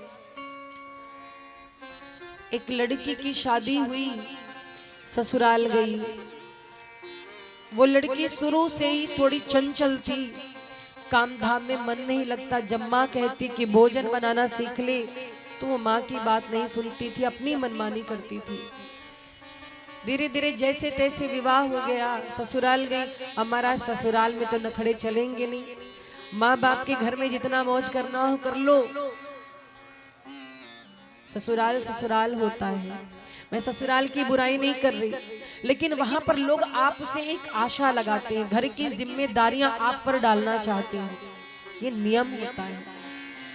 तो वो बेटी भी जब ससुराल गई तो उसका मन ही ना लगे। अब सबसे उसका झगड़ा हो, सास को तो देखना पसंद ना करे। क्यों? सास अगर कोई चीज समझाए, बेटा ये ऐसे करना चाहिए, क्या सिखाया तुम्हारी माँ ने? तो उसको बड़ी गुस्सा लगी, बोली माँ का नाम मत लिया करो। हमारा आज माँ बाप का नाम नहीं आएगा तो किसका आएगा? अगर इतनी चिंता है माँ बाप की तो पहले ही वैसा संस्कार करो कि किसी को मौका ही ना मिले आपके माँ बाप के ऊपर कुछ बोलने का। भाई संस्कार माँ बाप ही तो देते हैं, तो कौन पकड़ा जाएगा? माँ बाप ही पकड़े जाएंगे। सो क्या कहा कि मेरी माँ को कुछ मत बोलिएगा। वो कही मैंने कहा कि तुम्हारी माँ की कोई गलती नहीं है, लेकिन क्या तुमको यही संस्कार दिए हैं? तुम सबसे लड़ती हो, जवाब देती हो। अब ये गुस्सा हो गई, गुस्सा होकर अपने मायके वापस आ गई। पिता ने कहा बेटी तू क्यों आ गई? पिताजी मुझे नहीं रहना है। क्यों? बोली वो मुझे अच्छा नहीं लगता ससुराल, मुझे बिल्कुल नहीं अच्छा लगता। वहाँ मुझे आज़ादी नहीं मिलती है और मेरी सास मेरी बहुत बुराई करती है, पूरे मोहल्ले में घूम घूम के। मेरी सास कहती है कि मेरे बारे में कि मुझे कुछ नहीं आता, आपने मुझे कुछ नहीं सिखाया है। पिता ने समझाया बेटा तुम्हारा विवाह हो गया है, वही तुम्हारा घर है, कोशिश करो अच्छा बनने का प्रयास करो।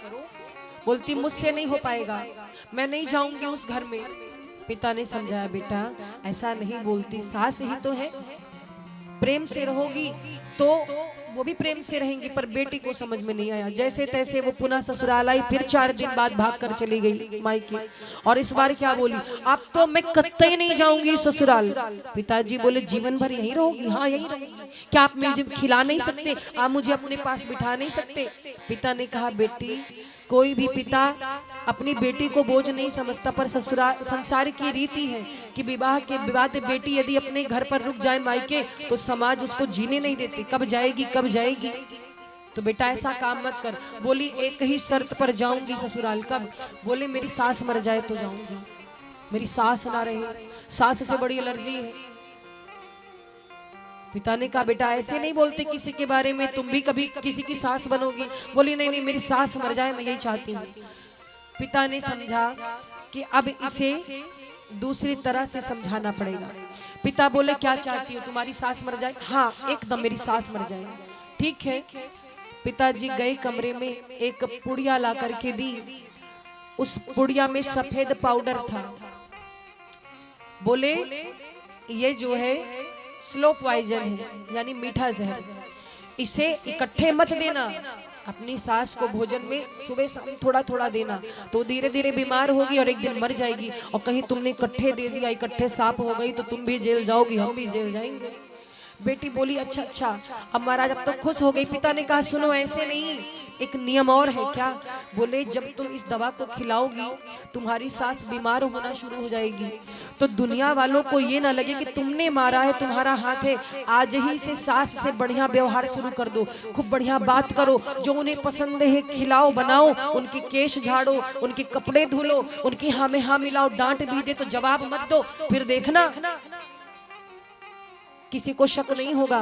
बेटी बोली जब सास कुछ दिन में मर ही जाएगी तो इतना तो हम कर ही सकते हैं। बहुत हुआ 2-4 दिन, 10-15 दिन, 2 महीना, 4 महीना, इतना तो कर ही लेंगे। अब महाराज वो स्लो पॉइजन लेके खुशी खुशी अपने घर आ गई। अब रोज सास से बोली मैं भोजन बनाऊंगी। सास सोची ये उल्टी गंगा कहाँ से बह रही है, सूरज जो है पश्चिम से कहाँ निकल रहा, कहाँ 10 बार आवाज लगाओ तो नहीं सुनती थी, और आज तो बड़ा जल्दी जल्दी काम कर रही है। सासू माँ आपके पैर दबा दो। नहीं नहीं जाओ अपने कमरे। नहीं सासू माँ थोड़ा सा आपका पैर दबा दो। सास के पैर दबाने लगी। सासू माँ का इतना ख्याल करती, उनको क्या पसंद है क्या नहीं सब बढ़िया भोजन बनाती, ले जाके थोड़ी सी दवाई मिलाती और देखती सास खा रही कि नहीं। अब महाराज दवा तो रोज खिलाती रही, पर सास की सेवा भी खूब करती रही। सास को लगा कि इसके माँ बाप ने समझाया होगा, इसकी बुद्धि सही हो गई होगी। तो सास एक दिन बड़ी खुश हुई। अब पड़ोस वाली बहन आई थी उनकी, तो कही कि बहन मेरी जो बहू है अब सुधर गई, बहुत अच्छी है और मेरी बहू बहुत सेवा करती है। मैं ही उसको नहीं पहचान पाई। अरे भाई शुरू में थोड़ा एडजस्ट करना पड़ता, फिर मेरी बहू मुझे बहुत प्यार करती है।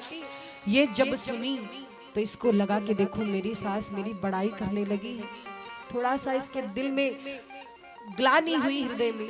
फिर 2 दिन बीता। सास बोली बहू इधर आ। क्या?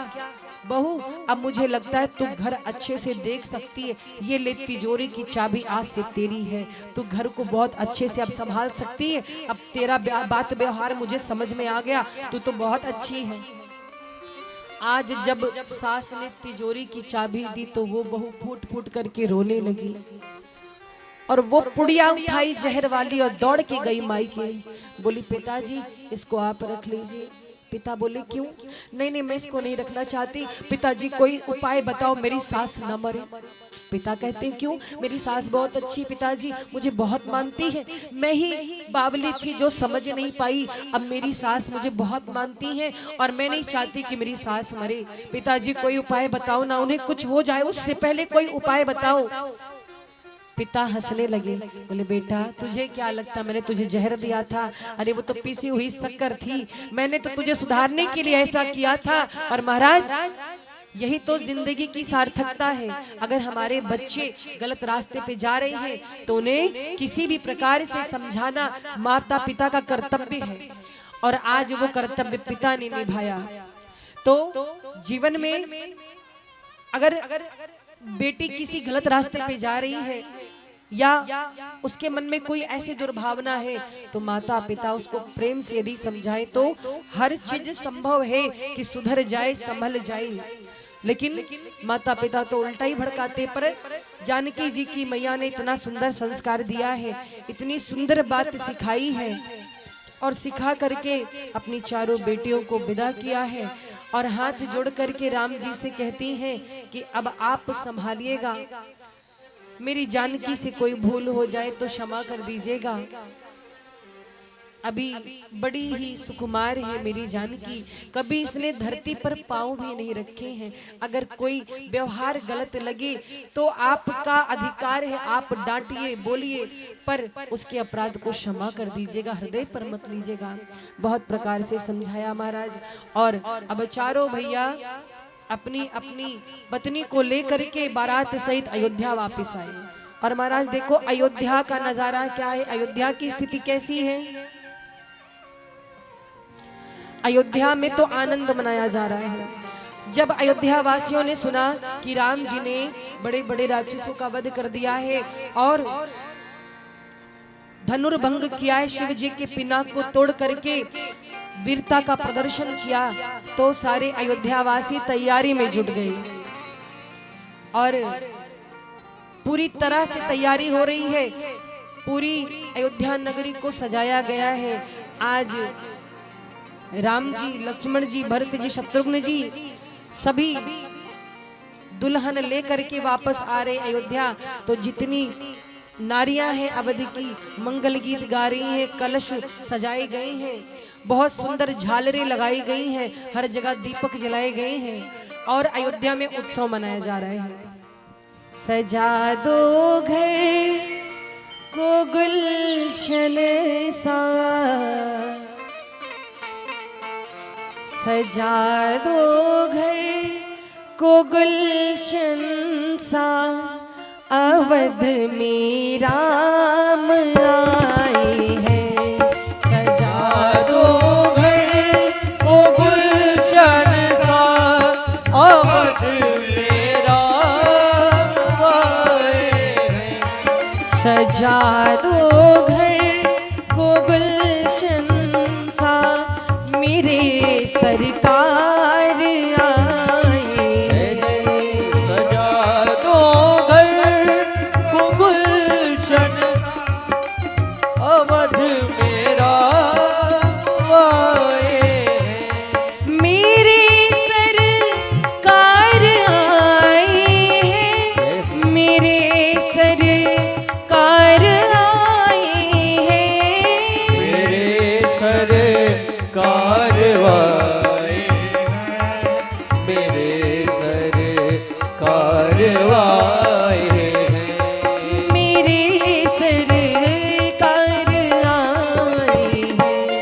लगे दुल्हन लगे कुटिया भी दुल्हन सी, लगे कुटिया भी दुल्हन सी, मेरे सरकार आए हैं। लगे कुटिया भी दुल्हन सी, मेरे सरकार आए हैं। तालियों की सेवा करते हुए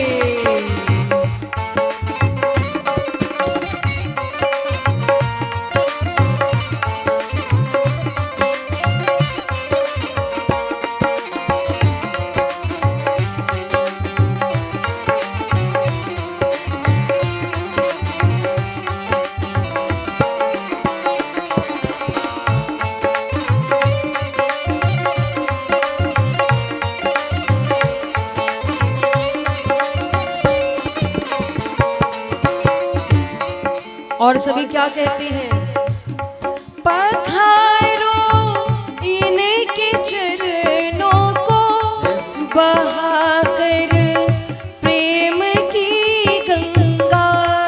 पखारो इनके चरणों को बहाकर प्रेम की गंगा।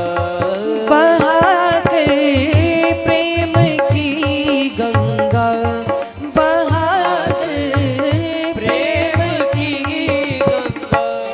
बिछा दो अपने पलकों को, बिछा दो अपने पलकों को, मेरे सरकार आए हैं। तो अपनी पलकों को मेरे सरकार आए हैं। दोनों हाथों को उठा करके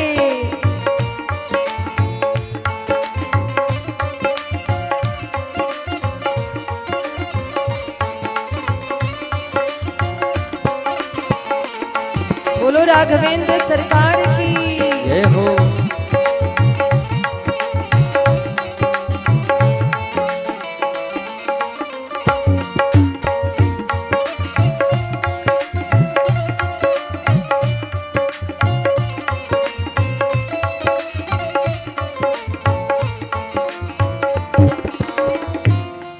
उमड़ आई मेरी आँखें देख कर अपने रघुवर को। उमड़वाई मेरे आँखें देख कर मेरे रघुवर को।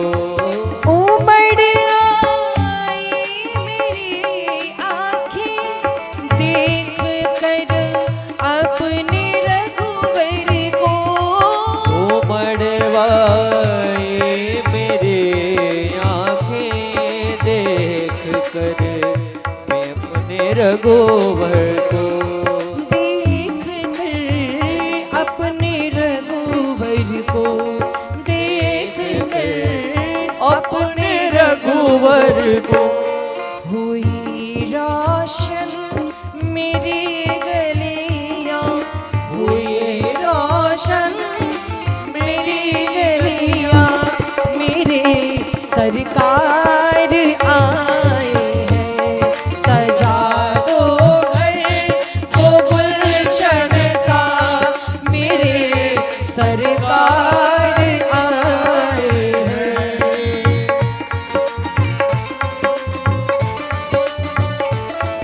बोलो राघवेंद्र सरकार की। दोनों हाथों को उठा करके बिल्कुल सीधा। राम जी आ रहे हैं, तालियां बजाई सभी मिल करके।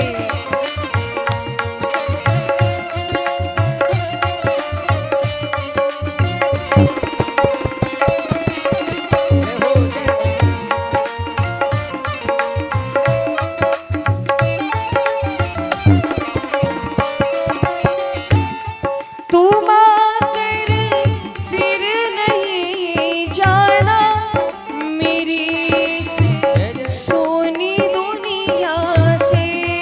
तुम आकर फिर नहीं जाना मेरी इस सोनी दुनिया से। तुम आकर फिर नहीं जाना मेरी सोनी दुनिया से। तुम आकर फिर नहीं जाना मेरे इस सोनी दुनिया से। मेरी इस सोनी दुनिया से, मेरी इस सोनी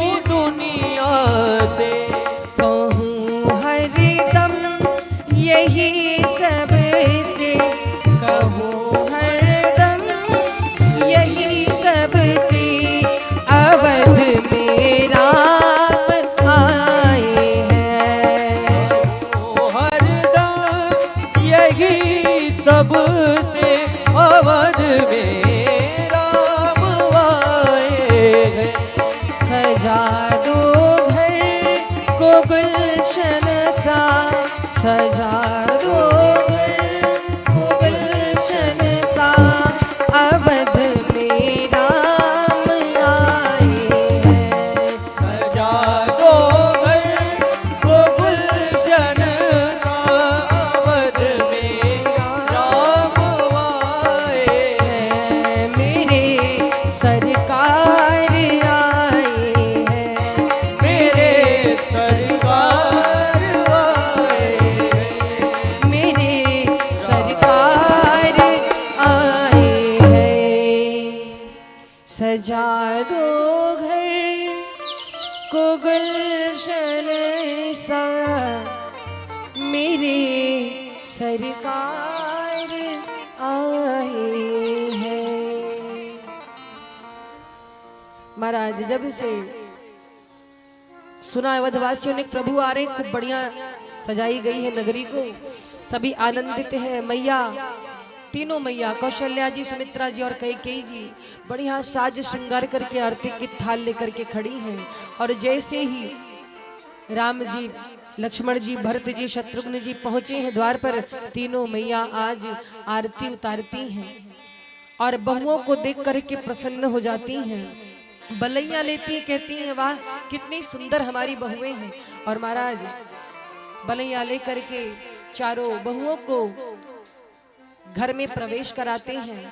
गोस्वामी जी कहते हैं कि जब ते राम ब्याह घर आए, नित नव मंगल मोद बधाई।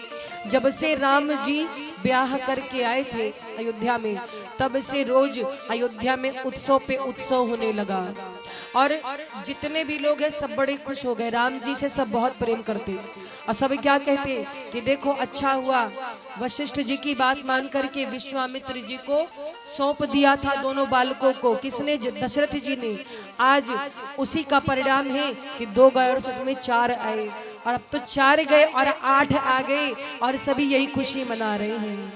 और महाराज सब विधि सब पुर लोग सुखारी, रामचंद्र मुख चंद निहारी।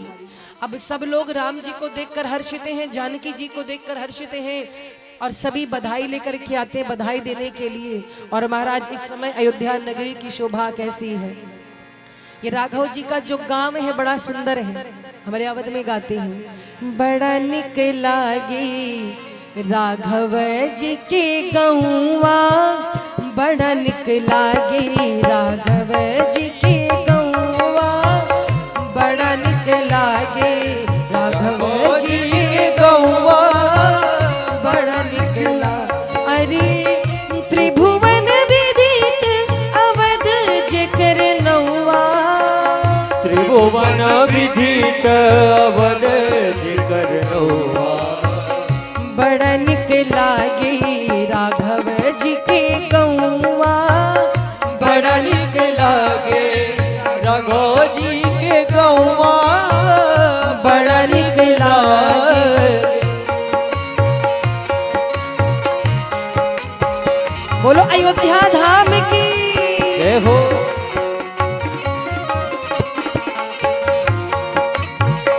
जय जय।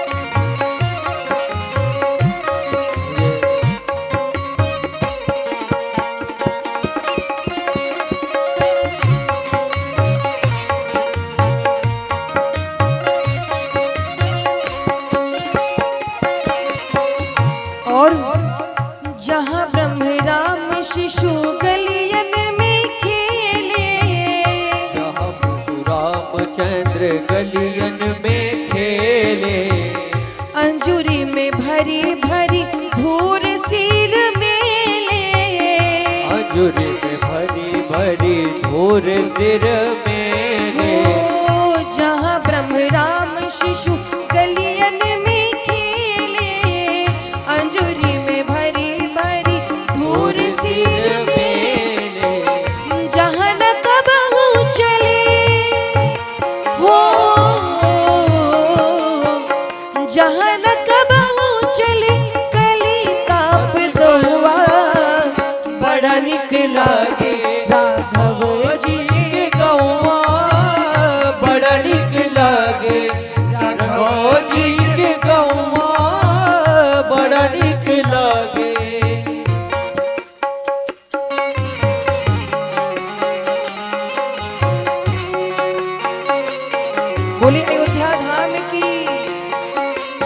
दोनों हाथों को उठा करके तालियों की सेवा करते हो।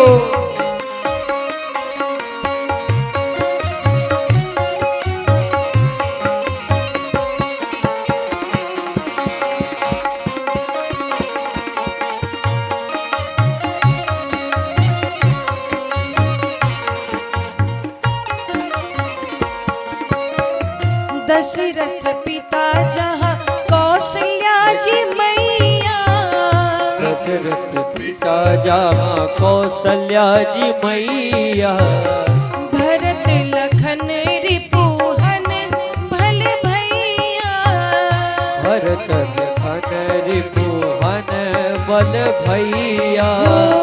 दशरथ पिता जहाँ कौशल्या जी मैया, भरत लखन रिपुहन भले भैया, राम नाम रटे जहाँ हो, राम नाम रटे जहाँ कोयल और कौआ, बड़ा निक लागे राघव जी के गौआ, बड़ा निक लागे राघव जी के गौआ, बड़ा निक लागे राघव।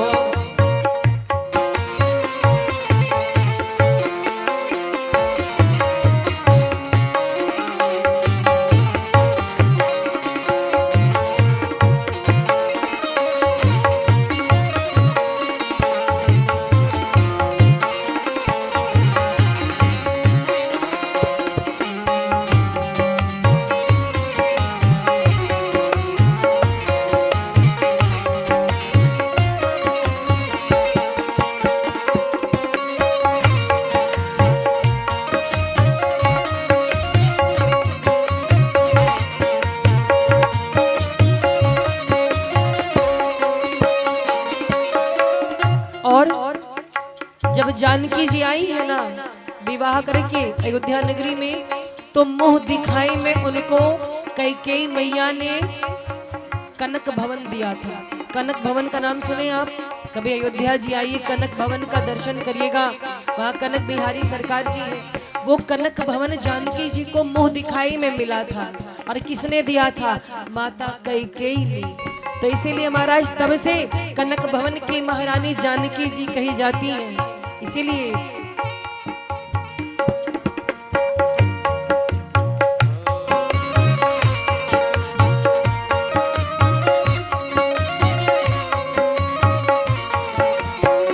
और सीता महारानी जहाँ रामचंद्र राजा, सीता महारानी जहाँ रामचंद्र राजा, हनुमान परिकर वैष्णव समाजा, हनुमान परिकर वैष्णव समाजा।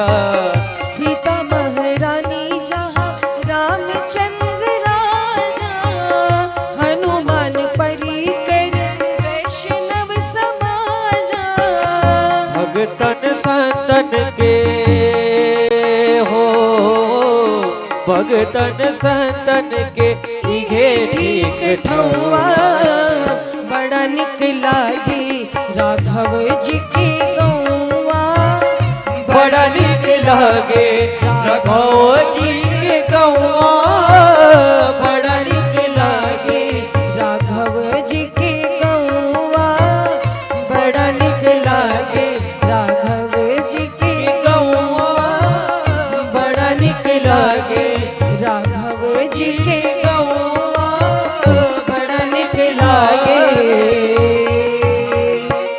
बोली राघवेंद्र सरकार की।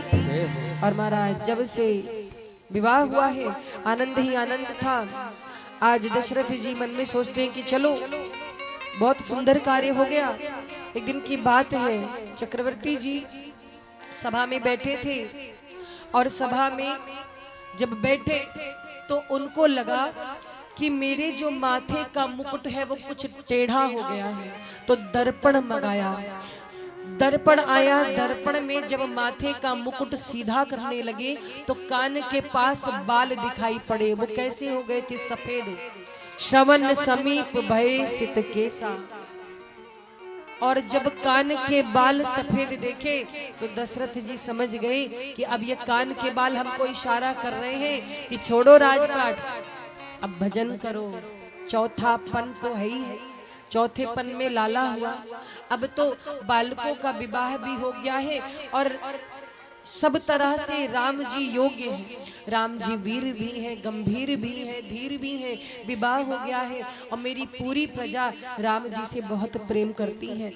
तो क्यों ना अब ये राजपद राम जी को दे दिया जाए। और महाराज यही सोच करके चक्रवर्ती जी ने क्या किया, अपने मन में ये विचार किया कि गुरुदेव वशिष्ठ को जा करके ये बात कह दूं और सबसे पूछ लूं कि हर कोई इस बात से सहमत है कि नहीं। और महाराज ये जो कान के बाल सफेद होते हैं ना, ये हमें एक संदेश देते हैं। बुढ़ापा जब आता है तो हमसे क्या कहता है कि अब ये थोड़ा हमारा जो मन है संसार से भगवान की ओर इसे मोड़ो, क्योंकि पूरा जीवन बीत जाता है, घर परिवार बाल बच्चे जिम्मेदारी नौकरी और जीवन मिला है तो करना भी चाहिए। लेकिन अब बुढ़ापे में भी अगर माला ना हो पाए तो फिर बेकार है हमारा जीवन। क्यों? क्योंकि जब आप ईश्वर के पास जाएंगे तो आपसे जवाब मांगा जाएगा कि क्या किया जीवन में तुमने, जीवन में किया क्या है। तो क्या कहोगे कि बुढ़ापे में हमने क्या किया? बुढ़ापे में कम से कम भजन किए रहोगे, ये भजन ही तुम्हारे साथ जाएगा। जब यहाँ से कुछ भी ना साथ होगा, बस 2 गज कफन का टुकड़ा तेरा लिबास होगा। और इसीलिए ये जब कान के बाल पकने लगे तो हमें भजन की ओर प्रेरित करते कि भजन करो भजन करो। लेकिन लोग क्या करते, कान के बाल पके तो क्या हुआ, चलो डाई लगा लेते हैं, मार्केट में डाई तो अवेलेबल है, बढ़िया काला कर लिया। अच्छा, अगर दांत हिलने लगे तो आजकल तो नकली दांत भी आते हैं, मार्केट में लगवा लिया। और आंखें कमजोर हुई, दिखना कम हुआ तो नहीं मान सकते, हम बूढ़े बोलेंगे हम चश्मा बनवाएंगे। सब कर लेंगे पर भजन नहीं करेंगे।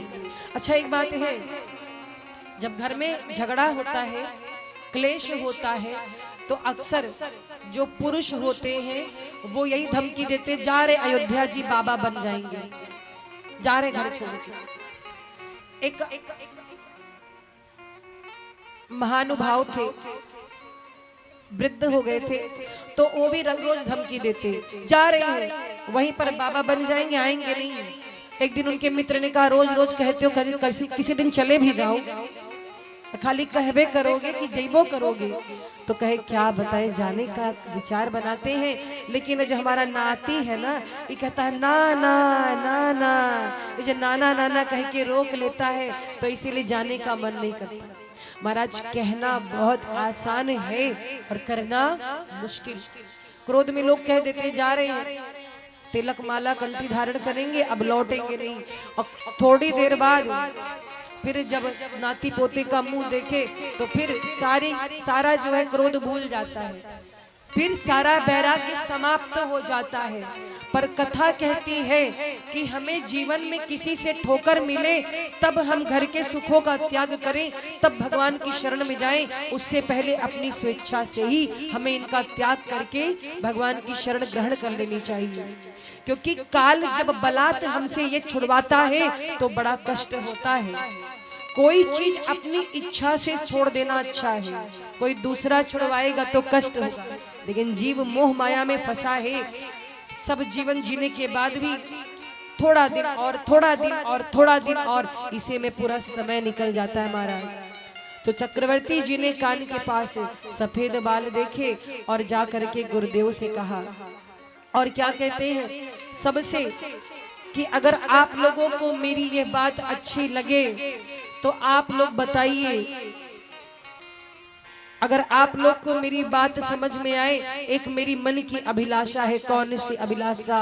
अब अभिलाष एक मन मोरे, पूजहि नाथ अनुग्रह तोरे, मुनि प्रसन्न लखि सहज सनेहु, कहु नरेश रजाए यशुदेहु। अच्छा हाँ, एक बात और कही, क्या कहते गुरुदेव कोई बढ़िया मुहूर्त देखिए, एक अभिलाषा है मेरे मन में, आपकी कृपा से तो मेरा सारा काम हो गया है, पर एक अभिलाषा रह गई। क्या? बोले राम को हम राजपद देना चाहते हैं। क्या शुभ मुहूर्त कोई है? बढ़िया सी बताइए। गुरुदेव वशिष्ठ अपने मन में सोच रहे हैं, राजन अब 14 साल तक कोई मुहूर्त नहीं है राम की राज गद्दी पर बैठने की, लेकिन कहे नहीं रहे, मन में रखे हैं। क्या कहते हैं कि राजन शुभ कार्य के लिए कोई मुहूर्त मत देखो, जो कार्य करना है तुरंत कर डालो। मुहूर्त को देखोगे तो मुहूर्त है ही नहीं, 14 वर्ष तक राम राज गद्दी पर बैठ ही नहीं सकते। सो महाराज क्या हुआ? गुरुदेव कहते हैं कि अच्छी बात है चक्रवर्ती जी, आप तैयारी करिए। और कहते हैं जो पाँच ही मत लागे नीका, करहूं हर्ष ही आराम ही टीका। राम जी का टीका करना चाहता हूँ तिलक। और महाराज राज तिलक की बात पूरे नगरी में फैल गई कि चक्रवर्ती जी राम जी का राज तिलक करना चाहते हैं। सभी को ये भाव बड़ा प्रिय लगा। सब चाहते हैं कि कितनी जल्दी राम जी को, जानकी जी को सोने के सिंहासन पर एक साथ बैठा देखें। अयोध्या नगरी के लोग तरस रहे हैं इस दृश्य को देखने के लिए। विचार बना कि बस कल प्रातः काल ही राम का राज तिलक हो जाएगा। और जब ये विचार चक्रवर्ती जी के मन में आया तो उस समय भैया भरत और शत्रुघ्न जी कहाँ गए थे? कैकेयी प्रदेश यानी अपने ननिहाल गए थे जिस समय ये बात हुई। और महाराज क्या हुआ? ये बात जब पूरे नगरी में फैल गई, राज तिलक की तैयारी होने लगी, चारों तरफ सब आनंद मना रहे हैं, राज तिलक की तैयारी हो रही है, पूरी प्रजा प्रसन्न है, हर्षित है। कितनी जल्दी ये रात बीते, जल्दी से सुबह हम राम जी को राजगद्दी पर बैठा हुआ देखे। नगर में तैयारियां हो रही थी। गुरुदेव वशिष्ठ जी ने राम जी को बुलाया। राम जी, रात्रि में ही राम जी कहते हैं, जी गुरुदेव, आपके पिता ने ये निर्णय लिया है कि आपको अब राज गद्दी पर बैठना है। कल प्रातः काल आपका राज तिलक होगा और आपको अभी से कुछ नियमों का पालन करना होगा। राम जी ने सुना कि मेरा राज तिलक हो रहा, दुखी हो गए। दूसरा कोई होता, उसको इतना बड़ा पद प्रतिष्ठा मिलता तो नाचने लगता। राम जी दुखी हो गए। राम जी कहते हैं कि ये तो गलत बात है। हम चारों भाई एक साथ जन्मे, चारों बड़े एक साथ हुए, गुरु जी के यहाँ विद्या अर्जित करने एक साथ गए, चारों का विवाह एक साथ हुआ, तो आखिर ये राजगद्दी केवल राम को क्यों? पिताजी ये तो भेदभाव कर रहे हैं। ये राम जी का विचार है महाराज, ये भाव है राम जी का। भाई भाई का प्रेम देखे। राम जी कहते हैं कि ये मेरे तीनों भाइयों के साथ तो अन्याय है। जब भोजन एक साथ करते हैं, रहते एक साथ हैं, तो राज सिंहासन पर भी एक साथ बैठना चाहिए। और महाराज राम जी दुखी हुए। अच्छा एक बात और, आपने रामचरितमानस पढ़ी और सुनी होगी, है ना? इसके पहले भी पढ़ी होगी। राम जी को वनवास हुआ। राम जी को वनवास किसने दिया था? जोर से बोलो। कैकेयी मैया। गलत बात है। मैं बता सकती हूँ कि माँ कैकेयी ने राम जी को वनवास नहीं दिया था। राम जी को वनवास देने वाली माँ कैकेयी नहीं है। वास्तव में राम जी को वनवास देने वाले खुद राम जी हैं। राम जी जो चाहते हैं वही होता है। इस संसार में एक पत्ता भी बिना राम जी के मर्जी के नहीं हिलता महाराज। अब आप कहोगे कैकेयी ने वनवास नहीं दिया, कैसे? तो अब सुनो ध्यान से। एक बार की बात है, बाल्यावस्था की। राम जी जब छोटे से थे, खेल रहे थे चारों भैया। माँ कैकेयी अपने भवन में बैठी हुई थी।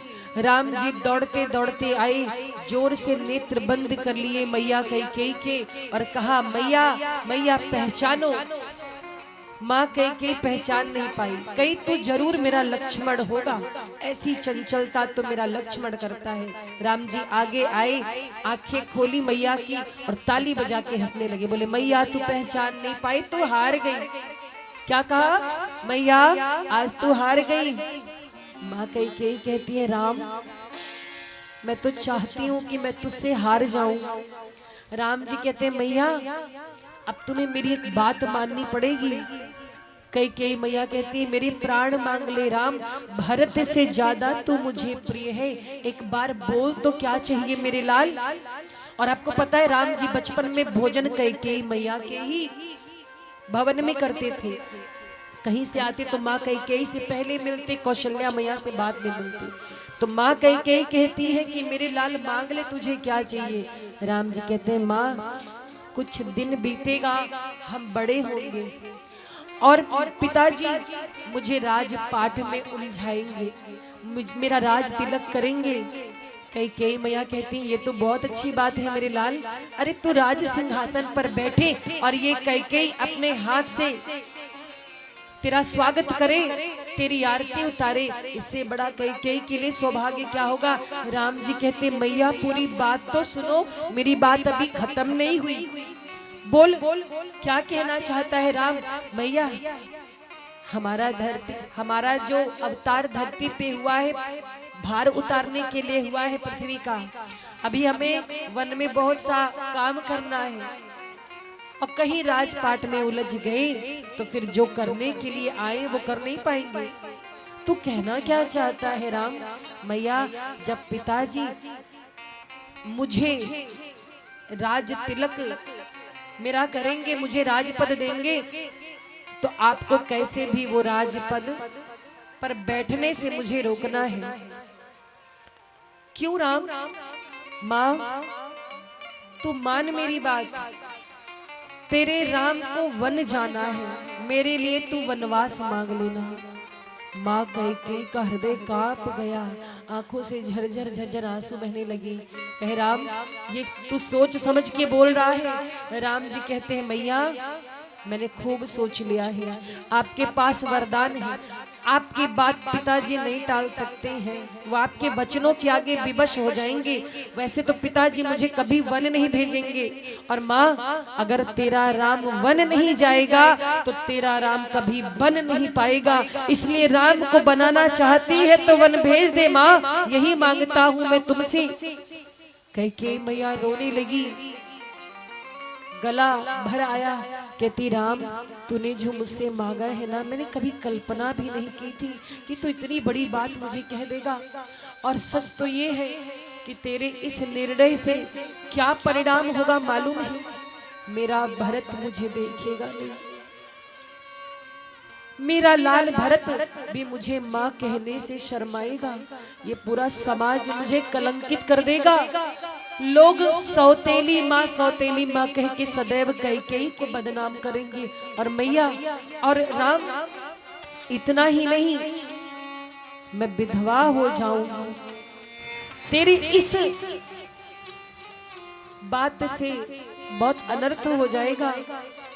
राम जी कहते हैं माँ जीवन मृत्यु तो ईश्वर के हाथ में है, हम धरती पर आए हैं अपने कर्मों के लिए, और माँ सबसे बड़ा कर्म मेरा है पृथ्वी का भार उतारना, मेरा वन जाना बहुत जरूरी। माँ अगर अपने राम से प्रेम करती है तो वचन दे माँ, तुम मेरे लिए वनवास मांगेगी।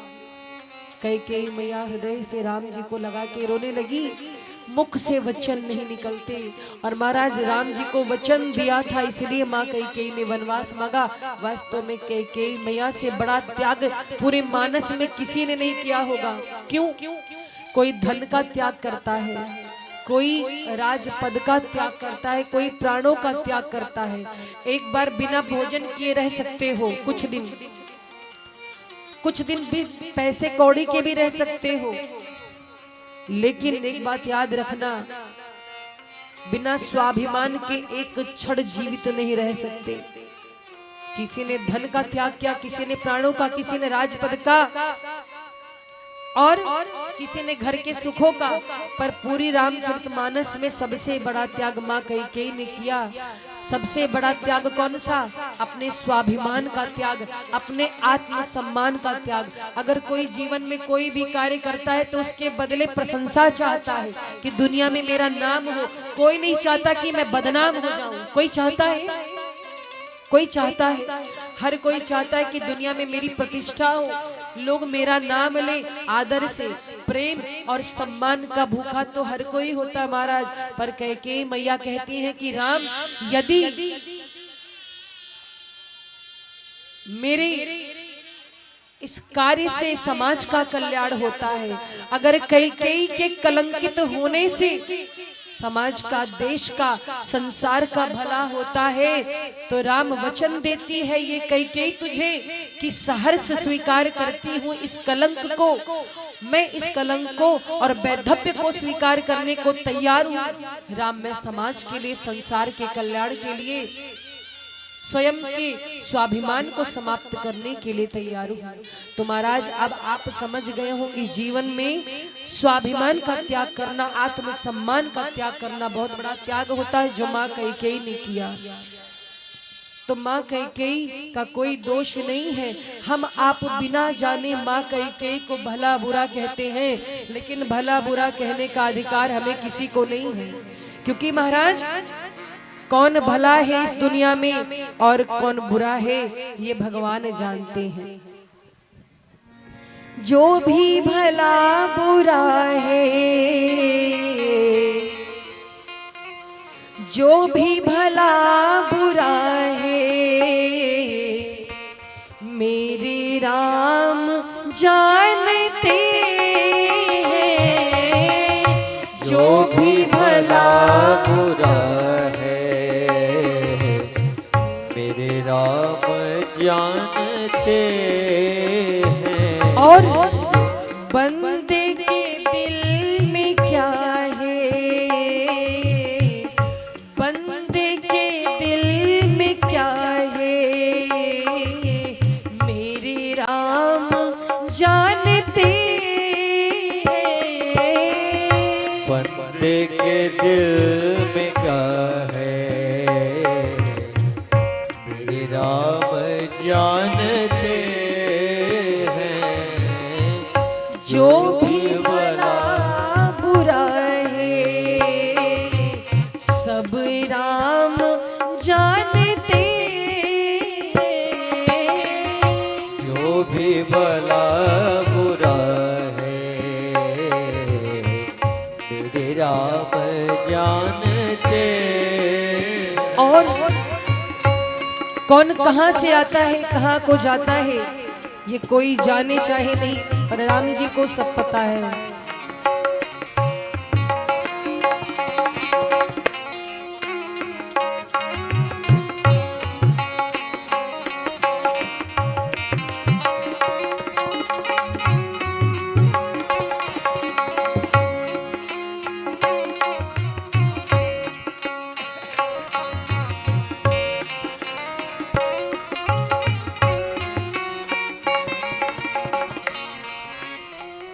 क्या कहते हैं, आता कहाँ से कोई,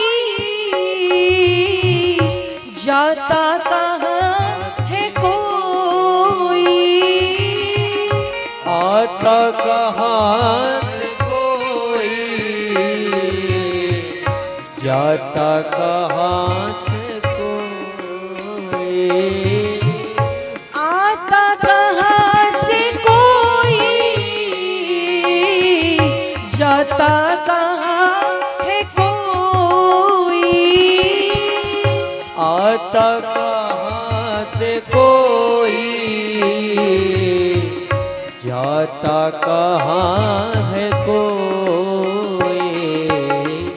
युग युग से इस गति को,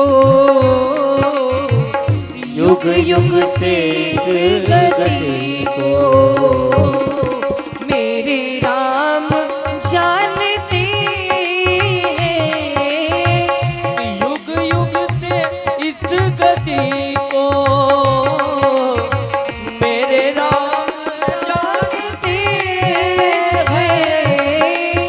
बंदे के दिल में क्या है, सब राम जानते हैं।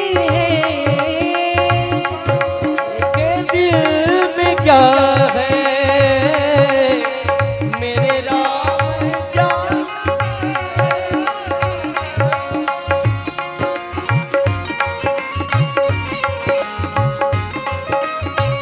जय जय बोलो राघवेंद्र सरकार की। जय हो।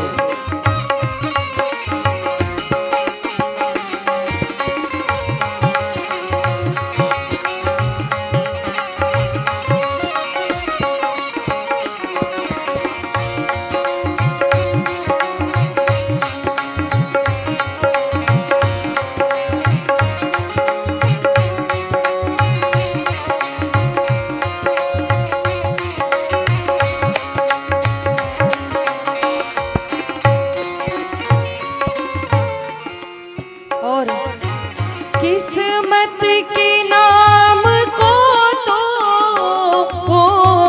सब जानते हैं, लेकिन किस्मत के नाम को तो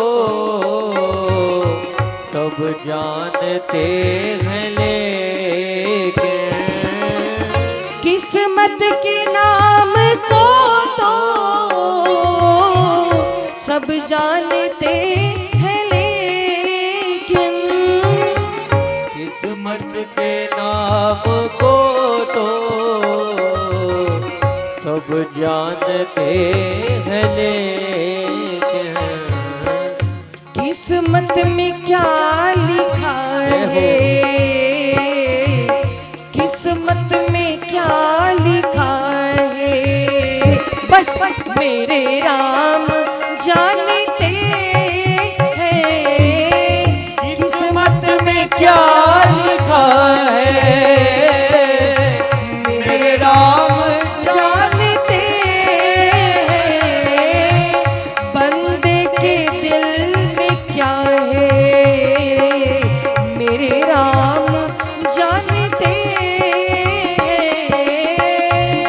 मेरे दिल में क्या है, मेरे राम जानते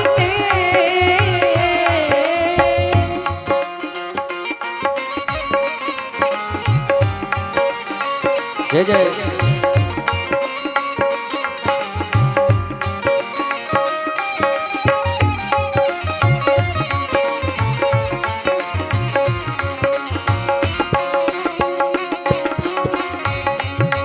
हरि बोल।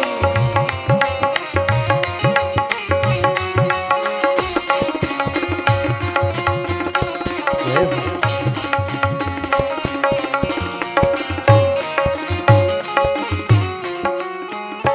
और दुनिया वालों को हम धोखा दे सकते हैं, झूठ बोल सकते हैं, थोड़ी देर के लिए हम किसी की नजर में अच्छे बन सकते हैं, लेकिन ऊपर वाला सब जानता है कौन कितने पानी में है, अंदर से हम क्या है और बाहर से क्या है।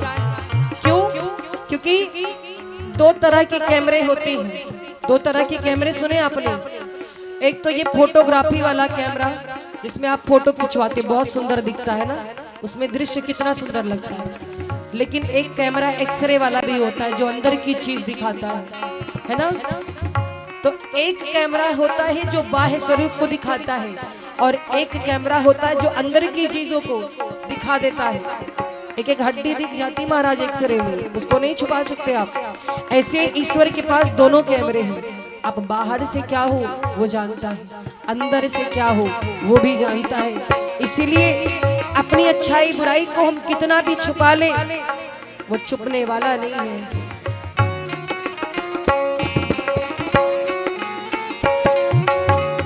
नेकी बदी को अपने हो कितना भी हम छुपा ले, नेकी बदी को अपने कितना भी हम छुपा ले, नेकी बदी को अपने कितना भी हम छुपा ले, नेकी बदी को अपने कितना भी हम छुपा ले, लेकिन श्री राम को पता है, श्री राम को पता है, सब सब राम जानते हैं।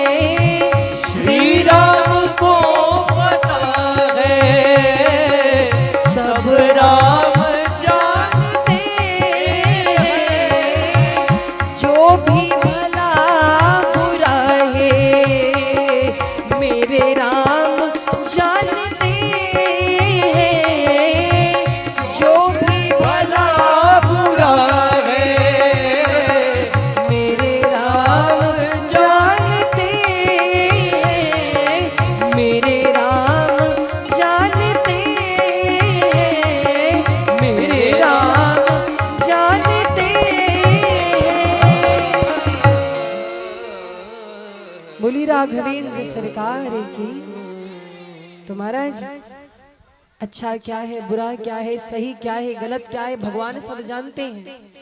माँ कैकेयी का कोई दोष नहीं है।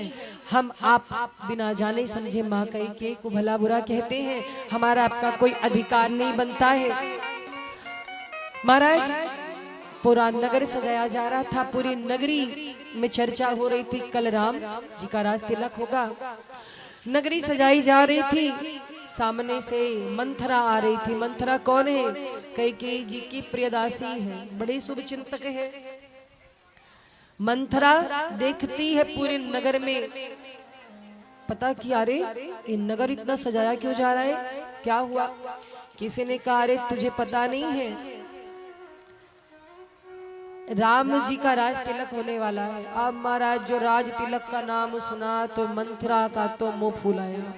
अच्छा, हर समाज में दो चार मंथरा होती हैं जिनका लेना देना कुछ नहीं होता है, लेकिन दूसरों के घर में आग लगाना है। जो आग लगाए उसी का नाम मंथरा। तो महाराज मंथरा मुंह फुलाए हुए पहुंच गई माँ कैकेयी के भवन में। और कैकेयी मैया की स्थिति क्या है? बहुत गदगद है, नाच रही आज खुशी से। पता चल गया है कि राम जी का राज तिलक है। मंथरा जब पहुंची, माँ कैकेयी कहती है, बोल मंथरा कैसी है तू? आज पता है मैं बहुत खुश हूँ, मुझे सबसे बड़ी प्रसन्नता आज हुई है। अब कैकेयी मैया देख रही है कि मंथरा कुछ बोल नहीं रही है, एक कोने में बैठी है। कैकेयी मैया कहती है, अरे मंथरा तुझे क्या हो गया? तबीयत तो ठीक है, कोई तकलीफ है? किसी ने कुछ कहा क्या? ऐसे मुंह फुला कर क्यों बैठी है? अरे आज तुझे पता है मेरे राम का राज तिलक होने वाला है कल, और उसकी तैयारियां आज चल रही हैं। और सुन, तुझे जो कुछ चाहिए मेरे से बता, मैं दूंगी। तुझे बोल मणियों की माला चाहिए या हीरो का हार, ये रख ले तो हीरो का हार। और महाराज हीरो का हार पहना दिया मंथरा को। फिर भी मंथरा कुछ बोलती नहीं। तब कैकेयी मैया कहती, यही आदत तेरी बड़ी खराब लगती, इस शुभ अवसर पर जो ऐसा मुंह लटका के बैठी है अच्छी बात नहीं है। जब कुछ शुभ होने वाला हो तो ऐसे नहीं बैठते। ये बता मंथरा, तो ऐसे मुंह लटकाई है, क्या राजमहल में सब ठीक है? चक्रवर्ती जी ठीक है, राम ठीक है, भरत ठीक है, शत्रुघ्न और लक्ष्मण, कोई दिक्कत तो नहीं है? तो इतनी उदास लग रही, मुझे तो डर लग रहा है, मेरा तो कलेजा कांप रहा है। अब मंथरा का मुंह खुला, कहती महारानी पूरे राजभवन में राम के अलावा ठीक कौन है? एक राम ही तो है जो सही है। ऐसा क्यों कहती है तू? और क्या मैं ये ना कहूं तो क्या कहूं?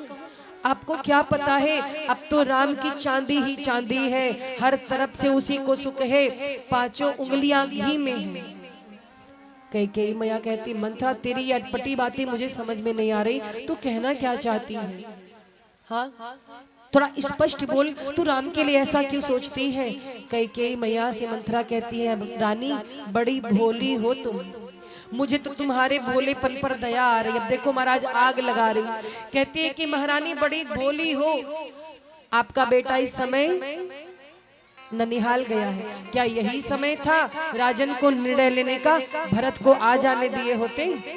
देखो महाराज, जीवन में याद रखना, एक बार खाने में विष मिला दिया जाए तो उसका उपचार होता है, पर कान में विष घोल दिया जाए तो उसका उपचार नहीं होता। किसी के खिलाफ किसी को कोई भड़का दे, फिर आप बहुत अच्छा करने की कोशिश करो, वो बात बन नहीं पाती है, इसका कोई उपाय नहीं है। और लोग भी बिन जाने समझे विश्वास भी कर लेते हैं, ऐसे ऐसे लोग। तो महाराज क्या कहती है मंथरा? कहती है, महारानी जी बुरे दिन आने वाले हैं आपके। क्यों? कहती है, राम की जो माँ है बड़ी चतुर है, चतुर गंभीर राम महतारी, बीच उपाय निज बात सवारी। जब देखा कि भरत जी यहाँ नहीं है तो अपना काम बना लिया, दशरथ जी के कान में फूंक दिया कि राम का राज तिलक कर दे। कैकेयी जी कहती है, राम ज्येष्ठ है, राम सबके प्रिय हैं, उनके विषय में गलत नहीं बोलना, ये मुझे अच्छा नहीं लगता है। और दोबारा मेरे घर में आग लगाने की कोशिश की, तेरी जीभ कढ़ा लूंगी, जीभ निकाल के हाथ में रख दूंगी मंथरा, दोबारा बोलना मत। अब महाराज मंथरा कहती, हाँ हाँ मैं तो दासी, मेरी हैसियत ही क्या है, आपका भला सोच रही यही गलती है, कल को जो आपके साथ होने वाला है वो परिणाम मैं देख रही हूँ। राम बनेंगे राजा, उनकी माँ कौशल्या पूरे घर की मालकिन होंगी, अब भरत को डाल देंगी जेल में, तुम लगाना झाड़ू पोछा। क्या चाहती हूँ? झाड़ू पोछा लगाना चाहती हूँ। अब कई में आप बातों में आने लगी, नहीं नहीं मुझे झाड़ू पोछा नहीं लगाना है, दासी बनकर नहीं रहना है। तो हाँ, अभी समय है, अभी रात ही है, अभी सवेरे तक का समय है, जैसा मैं सिखाती हूँ वैसा करो। क्या करूं? जा करके राजा से वरदान मांग लो। आपके पास 2 वर है ना? कई मैया कहती हाँ है, तो जा करके भरत के लिए राजगद्दी मांग लो, और दूसरा बोली राम के लिए वनवास।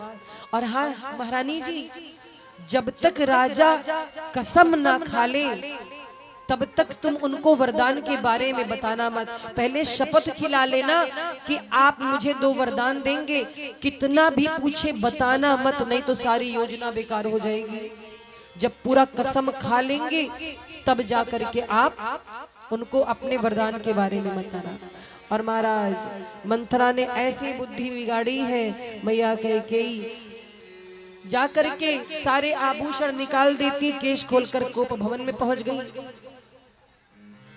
दशरथ जी ये सूचना देने के लिए कैकेयी जी को खोजे तो पता चला कि कोप भवन में गई। और कोप भवन का नाम सुनकर के कलेजा कांप गया दशरथ जी का, और जाकर कहते हैं कि कैकेयी तुम मेरी प्रिय रानी हो, आज यहाँ पर क्यों पड़ी हुई हो? क्या किसी ने तुम्हारा अपमान किया है? बोलो किसको अपने प्राण प्रिय नहीं है, किसको राज्य से बाहर निकाल दूं? और महाराज कैकेयी कहती है राजन आप तो मेरे बारे में सोचते नहीं हैं। क्यों नहीं सोचता? आप तो मेरी सबसे प्रिय रानी है, कहिए क्या चाहती हैं? बोली मुझे 2 वरदान चाहिए। आपने कितने पहले वादा किया था, आज तक दिया? दशरथ जी कहते हैं आपने कभी मांगा? आपने याद ही नहीं दिलाया मुझे। चलो दोनों वरदान मांग लो, क्या चाहती हो? बोली ऐसे नहीं, पहले कसम खाओ, पहले वचन दो कि मैं जो 2 वरदान मांग रही हूँ आप दोगे। और महाराज चक्रवर्ती जी ने कल्पना भी नहीं की थी कि कैकेयी क्या मांगने वाली है। क्या कहती कैकेयी मैया की पहले कसम खाओ। और महाराज चक्रवर्ती जी कहते मांगो, कहती मांगू मांगू पे कहा हूँ पिय, कबहू न देहू न लेऊ, खाली मांगो मांगो कहते हो, कभी आपने दिया नहीं है। और महाराज चक्रवर्ती जी कहते चलो दिया, ऐसे नहीं पहले वचन लो। चक्रवर्ती जी कहते हैं रघुकुल रीति सदा चली आई, प्राण जाए पर वचन न जाए। रघुकुल रीति सदा चली आई,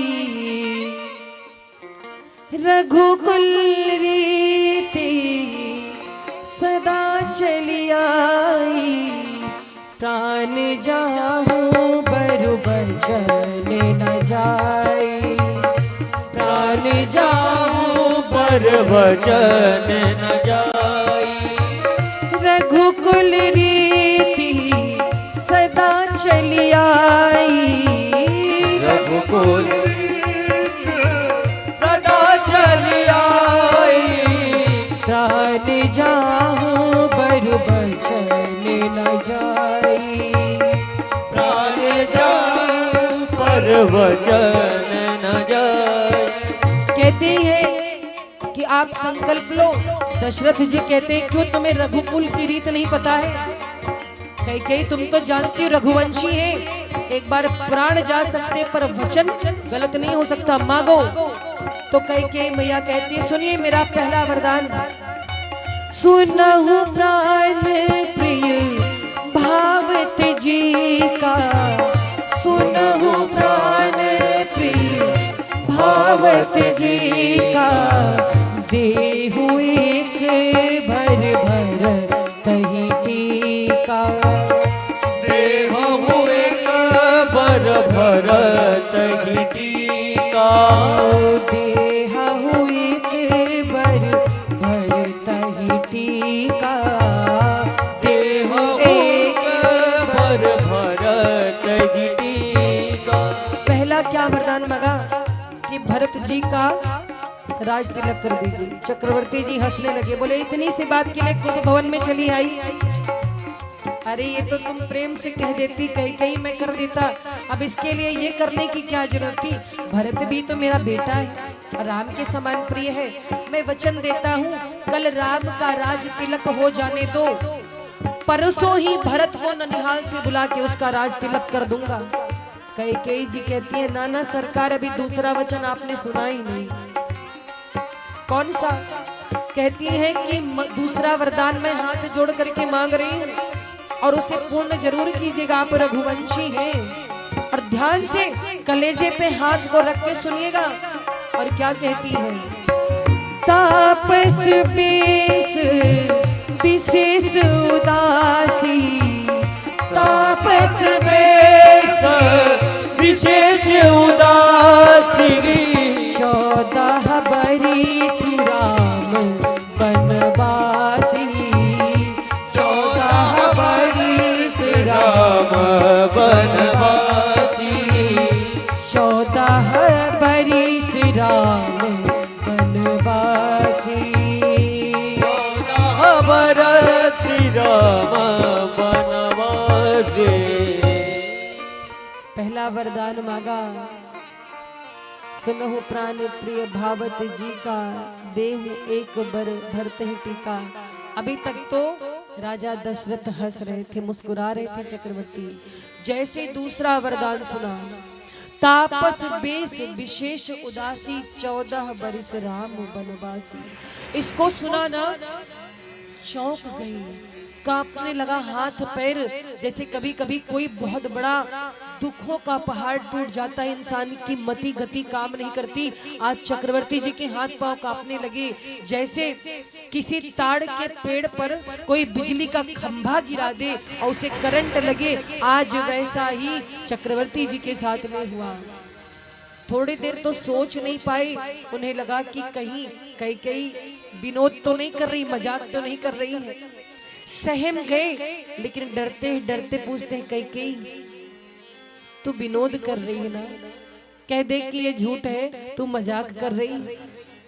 कैकेयी मैया कहती है सरकार मैं कोई मजाक नहीं कर रही, कोई विनोद नहीं कर रही, मैं गंभीरता के साथ आपसे वरदान मांग रही और आपने वरदान देने की बात कही है। आप इस बात को स्वीकार करिए, मेरे भरत का राज तिलक कीजिए और राम को वन भेजिए, वो भी 14 वर्ष के लिए।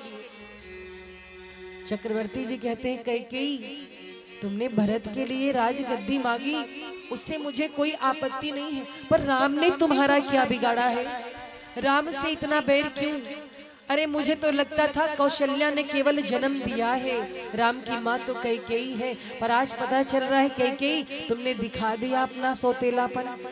मेरे राम को राजगद्दी की चाह नहीं है, वो लोभी नहीं है, वो भरत से बहुत प्रेम करता है। फिर राम के लिए ऐसी भावना तुम्हारे मन में क्यों? कुछ और मांग लो। कैकेयी जी कहती बस यही तो है। एक तरफ कहते हो रघुवंशी हो, वचन मिथ्या नहीं हो सकते, प्राण चले जाएं वचन नहीं जाएंगे, तो बोल दो कि ये पूरा नहीं कर सकते, अपने वचन से फिर रहे हो, पूरे दुनिया में जग हंसाई होगी, मेरा क्या, लोग हंसेंगे रघुवंशियों पर, स्वीकार कर लो। अब महाराज चक्रवर्ती जी की ऐसी स्थिति है कि न कुछ बोल पा रहे हैं, न कुछ कर पा रहे हैं और बहुत दुखी हो गए हैं, हृदय कांप रहा है, आज व्याकुल हो गए हैं, तड़पने लगे जैसे किसी हथनी ने कल्प वृक्ष को उखाड़ करके फेंक दिया हो। ऐसी स्थिति हो गई है, गिर पड़े भूमि पर। कहते हैं कैकेयी मान जा बात को, तू बहुत पछताएगी। लेकिन महाराज कैकेयी जी ने अपना जो नियम है, जो अपनी बातें हैं, उससे फिरने वाली नहीं। कहती है मुझे तो बस यही चाहिए, आप नहीं पूरी कर सकते तो साफ साफ स्वीकार कर लीजिए। और चक्रवर्ती जी कहते हैं कैकेयी आज तूने मेरा बहुत कुछ लूट लिया है, राम को वनवास भेजने की बात कह के ना आज तू मेरे नजरों से गिर गई है। कैकेयी तूने लूट लिया दशरथ के खजाने को, कैकेयी तूने लूट लिया दशरथ के खजाने को,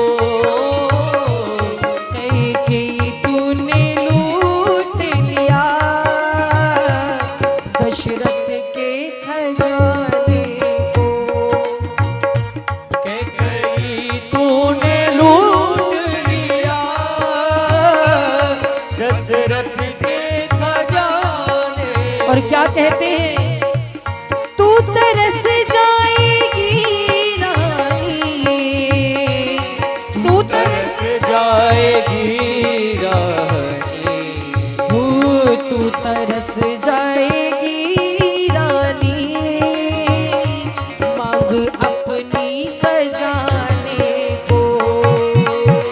तू तरस जाएगी रानी, मांग अपनी सजाने को।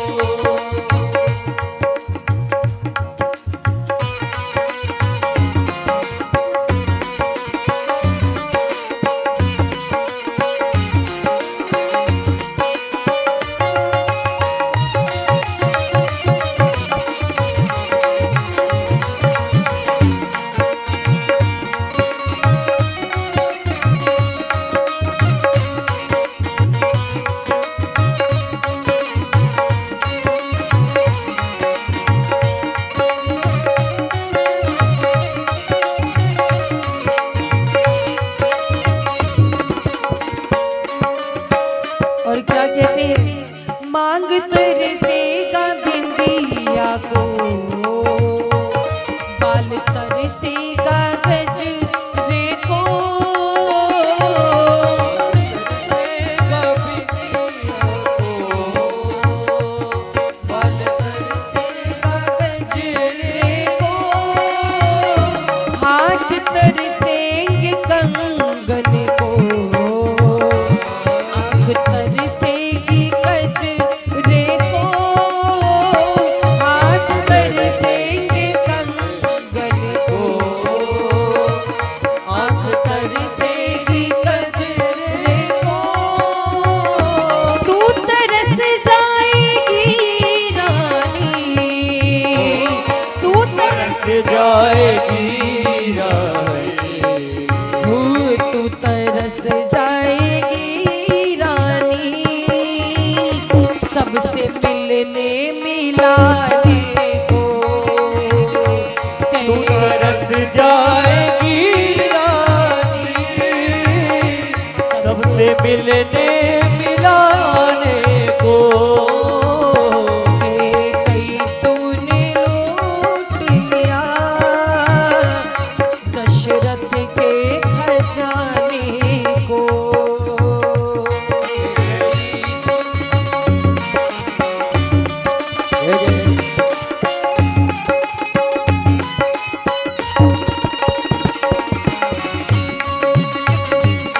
बोलिए सियावर रामचंद्र की।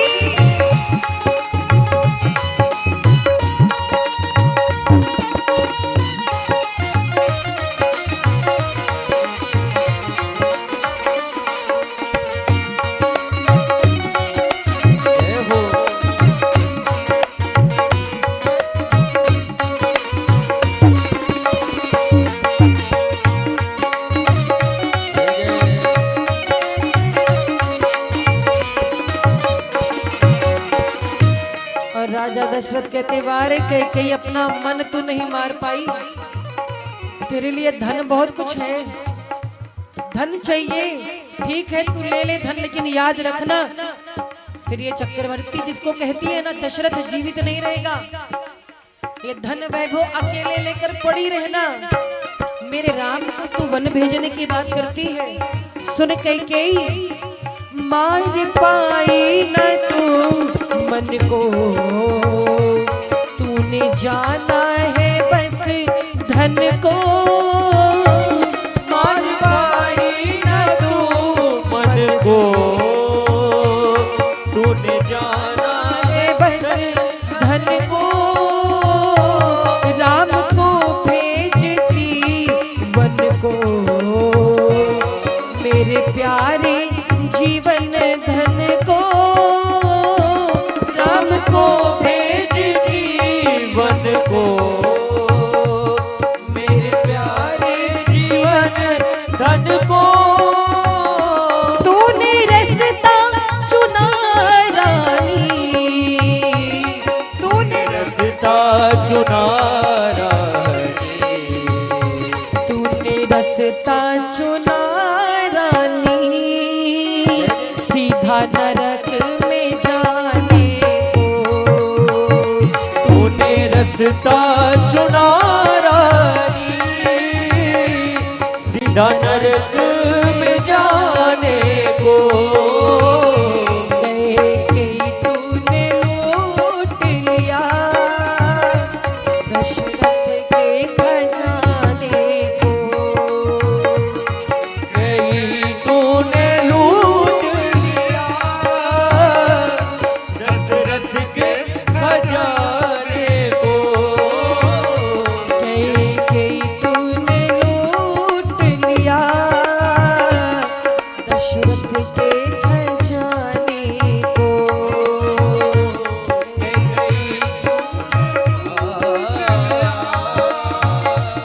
दशरथ के खजाने को। दशरथ के दशरथ के खजाने को। दशरथ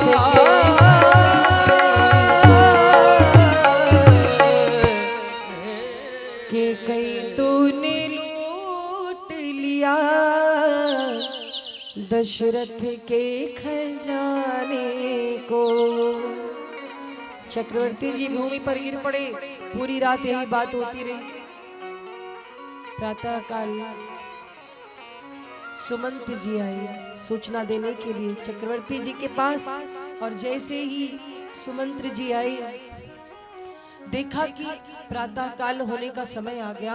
अब तो दशरथ जी को उठ करके तैयारी करनी चाहिए, ये तो अभी पड़े हुए हैं। और जब गए वहां पर तो कैकेयी जी पास में खड़ी थी। चक्रवर्ती जी धरती पर पड़े हुए थे अचेत, कुछ बोल नहीं पा रहे हैं, कुछ कह नहीं पा रहे हैं महाराज। उसके बाद क्या हुआ, सुमंत जी आते हैं और देख करके उन्हें कुछ संशय होता है कि हुआ क्या है। अभी तक तो इतना बढ़िया वातावरण था, कल तक तो सब चहक रहे थे, और इतनी शांति क्यों छा गई, कोई तो बात है। माता कैकेयी से पूछते हैं कि महारानी कैकेयी क्या चक्रवर्ती जी का महाराज का स्वास्थ्य ठीक नहीं है? कहती हैं इनका स्वास्थ्य ठीक नहीं है, महाराज की आज्ञा है कि राम को तुरंत हमारे पास भेजिए, महाराज राम जी से मिलना चाहते हैं। सुमंत जी आई, राम जी को खबर दी। राम जी इसी वक्त आपको आपके पिताजी ने याद किया है। राम जी आई, देखा पिताजी भूमि पर पड़े हैं। पिताजी ये क्या हो गया आपको, आपका स्वास्थ्य कैसे बिगड़ गया? मैं क्या सेवा कर सकता हूँ आपकी, कहिए वैद्य बुलाऊं, क्या करूं? महारानी कैकेयी बगल में खड़ी है, कहती है राम किसी वैद्य की आवश्यकता नहीं है। तो मैया पिताजी कैसे स्वस्थ होंगे?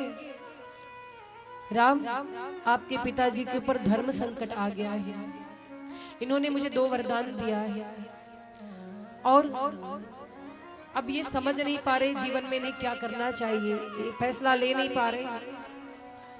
2 वरदान, कैसा वरदान मैया? कहती है कि मैंने भरत के लिए राजगद्दी मांगी। राम जी खुश हो गए, बोले बहुत अच्छी बात है माँ, अगर भैया भरत राजगद्दी पर बैठेंगे तो मेरे लिए इससे बड़ी बात क्या होगी। कहती राम इतना ही नहीं, आपके पिता का आदेश है कि आप 14 वर्ष के लिए वनवास जाएं। अच्छा एक बात और, राम जी ने जब माँ कैकेयी से वरदान मांगने को कहा था तो केवल वनवास की बात कही थी, 14 वर्ष क्यों कहा? खाली 14 ही वर्ष का वनवास क्यों मांगा माँ कैकेयी ने? राम जी ने तो केवल कहा था मैया तुम वनवास मांगना मेरे लिए, गिनती नहीं बताई थी कितने महीने, कितने साल, कितने दिन, कितने सेकंड, क्षण, कुछ नहीं बताया था। तो आखिर आज 14 वर्ष का वनवास माँ कैकेयी क्यों मांगती हैं? क्योंकि कैकेयी मैया भी बहुत ज्ञानी है, विदुषी है। उनको पता था कि रावण की आयु अब 14 वर्ष शेष रह गई है, इसीलिए राम जी के लिए मात्र 14 वर्ष का वनवास मांगा है। तो महाराज राम जी ने सुना कि पिताजी ने मुझे वनवास की आज्ञा दी है। राम जी नाचने लगे और मन ही मन माँ का धन्यवाद करते हैं। वाह मैया, आज तूने मेरी मनोकामना पूर्ण कर दी। ऊपर से तो शांत है, अंदर मन ही मन नाचने लगे। बहुत बढ़िया, मेरे भैया भरत अब बैठेंगे राज सिंहासन पर। अच्छा हुआ ये काम हो गया, अब जल्दी से मैं वन को जाऊं, वहां बहुत लोग मेरी प्रतीक्षा कर रहे हैं। नाचने लगे राम जी। और एक बात कहूँ महाराज, जहाँ भाई भाई का हक मारता है, भाई भाई के हिस्से को छीन लेता है, हड़प लेता है, वहाँ महाभारत होती है। और जहाँ एक भाई दूसरे भाई के लिए अपना सर्वस्व त्याग कर देता है, वहाँ पर उस घर में रामायण होती है। ये रामचरितमानस की विशेषता। रामायण हमें सिखाती है कि भाई भाई का हक नहीं मार सकता है, नहीं मारना चाहिए। और एक बात मैं बोलूं, वेद शास्त्र कहते हैं, धर्म ग्रंथ कहते हैं, गुरुजन कहते हैं कि जो भाई अपने भाई का हिस्सा हड़प लेता है छल से, कपट से, उसके बाल बच्चे कभी सुखी नहीं रह सकते हैं। ये बात लिख लेना। ये मैं बात अपने मन से नहीं बोल रही हूँ। एक भाई का हक मार करके कोई दूसरा भाई सुखी नहीं रह सकता। तुम अपने बच्चों की खुशी के लिए दूसरे के हक को छीन रहे हो, तो वो जो ऊपर बैठा है वो तुम्हें खुशी कहाँ से देगा? किसी का बुरा करके कोई सुखी रह पाया है? लोग कहते हैं अरे कुछ नहीं होता है, कुछ नहीं। अरे महाराज सब होता है, इंसान भोगता है, झेलता है, लेकिन स्वीकार नहीं कर पाता है। न जाने कितने रुपए दवा में चले जाते हैं। अच्छा, लोग कहते हैं हम तो बुरे नहीं, हमने कुछ किया ही नहीं है, फिर भी हम भुगत रहे हैं। महाराज भगवान किसी को बिना कारण दंड नहीं देते हैं। और वास्तव में दुख सुख तो इंसान अपने कर्मों से प्राप्त करता है। कुछ लोग कहते हैं अरे मरने के बाद कौन देखा है, मरने के बाद कौन देखा है स्वर्ग नरक। लोग कहते हैं ना कि गलत काम मत करो, नरक में जाओगे। और महाराज वास्तव में मरने के बाद स्वर्ग नरक नहीं मिलते। इसी धरती पर लोग नरक देख लेते हैं और इसी धरती पर स्वर्ग देख लेते हैं। लेकिन ये एहसास तब होता है जब आपके ऊपर बीते। पर कुछ मूर्ख ऐसे भी होते हैं कि जीवन कष्ट में बीत जाए पर अपनी गलती स्वीकार नहीं करते कि हाँ मैंने गलत किया है। अरे गलती हो जाए, अपराध हो जाए, कोई बात नहीं, मनुष्य से गलती होती है, पर गलती को स्वीकार करके उसमें सुधार करना ही ये मनुष्यता है। ऐसा नहीं कि गलती पे गलती करते जाओ और ऊपर से अकड़ दिखा हमने कुछ नहीं गलत किया है। तो भगवान ऐसे लोगों को क्षमा नहीं करता। और ये राम जी की कथा, ये त्याग की कथा है, वैराग्य की कथा है महाराज। ये अयोध्या कांड जो है ये त्याग का कांड है। तो महाराज जब राम जी ने पूछा कि पिताजी के दुख का कारण बताइए, माँ ने बताया कि राम आपके पिता आपसे बहुत स्नेह करते, ये आपको वन नहीं भेजना चाहते पर वरदान दे चुके हैं, इसलिए संशय में है, इनका धर्म संकट दूर करो। राम जी कहते हैं कि अरे मैया बस इतनी सी बात है। अरे पिताजी आप चिंता ना करो, आप काहे के लिए परेशान हैं, हम जाएंगे वन और भरत को जल्दी से बुला करे कि उनका राज तिलक कर दीजिए। और माँ क्या कहते हैं? कहते हैं कि भरत जी, तो राम जी का भाव देखो, कहते हैं भरत जी को तो अयोध्या का राजपद मिल रहा है, अयोध्या का राज मिल रहा है, पर मेरे पिताजी ने तो मुझे जंगल का राज दे दिया, वन का राजा बना दिया, मुझे इतना बड़ा राज दे दिया है।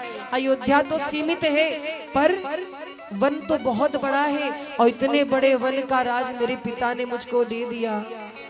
और क्या कहते हैं? सुन जननी सो सुत बड़ भागी, जो पितु मातु बचन अनुरागी, तनय मातु पितु तोष निहारा, दुर्लभ जननी सकल संसारा। और क्या कहते? भरत प्राण प्रिय पावहि राजू, विधि सम विधि मोहि सन्मुख आजू। आज विधाता मेरे सन्मुख हो गए हैं, भगवान मेरे अनुकूल हो गए हैं। राम जी खुशी खुशी वन जाने की तैयारी करने लगे। माँ कौशल्या के पास आई, कौशल्या मैया सुनी। कौशल्या मैया कहती है राम क्या ये निर्णय आपके पिताजी का है? राम जी कहते हैं हाँ माता, ये निर्णय पिताजी का है, मुझे वन जाना है। कौशल्या मैया कहती हैं चक्रवर्ती जी आपके पिता हैं, मैं भी तो आपकी माँ हूँ, मेरा भी तो अधिकार है, मैं कहती हूँ वन नहीं जाना है। अगर केवल आपके वन जाने में महाराज की सम्मति है तो नहीं जाना है, या आपकी माँ कैकेयी भी अगर इसमें शामिल है, माँ कैकेयी ने कहा हो तो बेटा फिर तुम जरूर वन जाना। क्या कैकेयी की सम्मति है? राम जी कहते हैं हाँ मैया, माँ कैकेयी भी कहती है कि मुझे वन जाना है, उन्होंने तो वरदान मांगा है। कौशल्या मैया कहती है ठीक है मेरे राम, अब मैं तुझे नहीं रोकूंगी।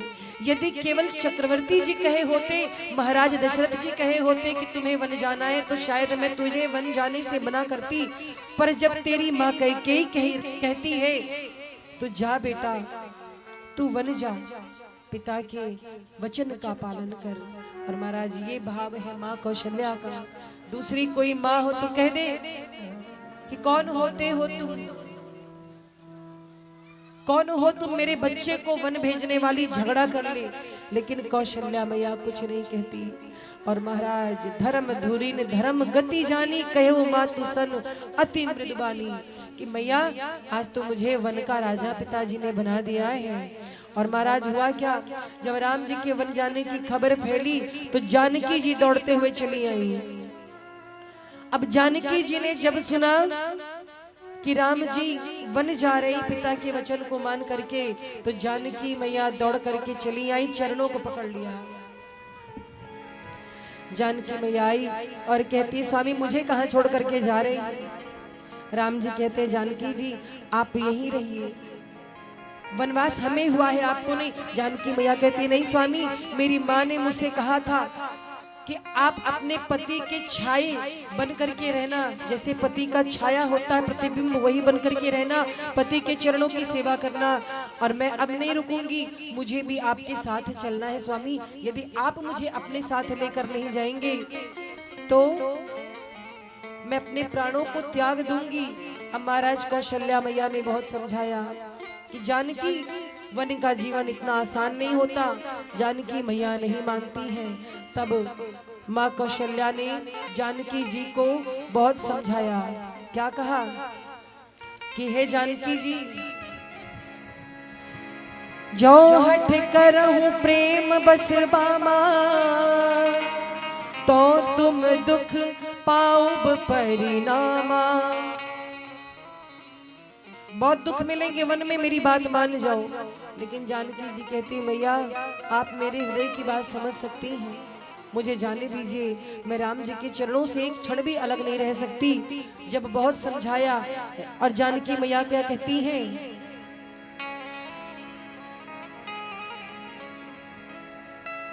रघुवर संग जाबे अब ना अवध मारही बे, रघुवर संग जाबे अब ना अवध मारही बे, रघुवर संग जाबे अपना अवध में रहिबे, रघुवर संग जाबे अब ना अवध मारही बे, रघुवर संग जाबे अपना अवध में रहिबे। मैया कहती है कि जानकी वन का जीवन बहुत कठिन है।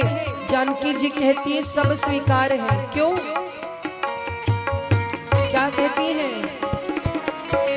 जो मोरी रघुबर रथ चढ़ जई है, मोरे रघुवर रथ चढ़ी गई है, जो मोरे रघुबर रथ चढ़ जई है, मोरे रघुवर रथ चढ़ी गई है, पैदल चली जय हो पैदल चली, पैदल चली जाबे अपना अवध मारही बे, पैदल चली जाबे अपना अवध में रहिबे, रघुवर संग जाबे अपना अवध मारही बे, रघुवर संग जाबे अपना अवध में रहिबे।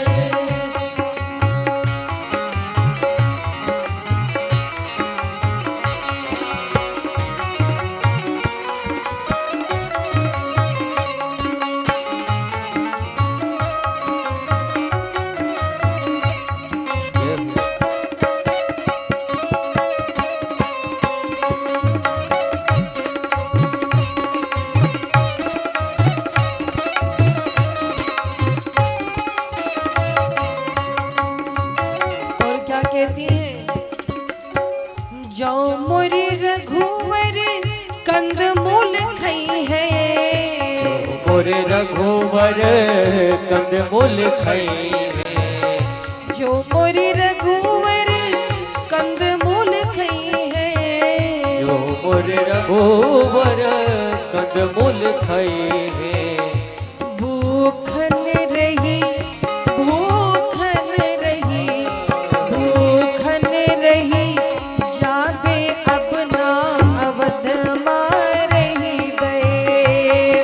भूखन रही जाबे अपना अवध मारही गे।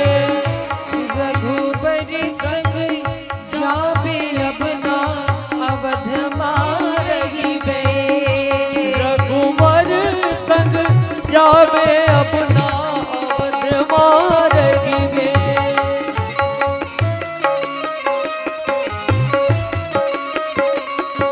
बोलो जानकी मैया की।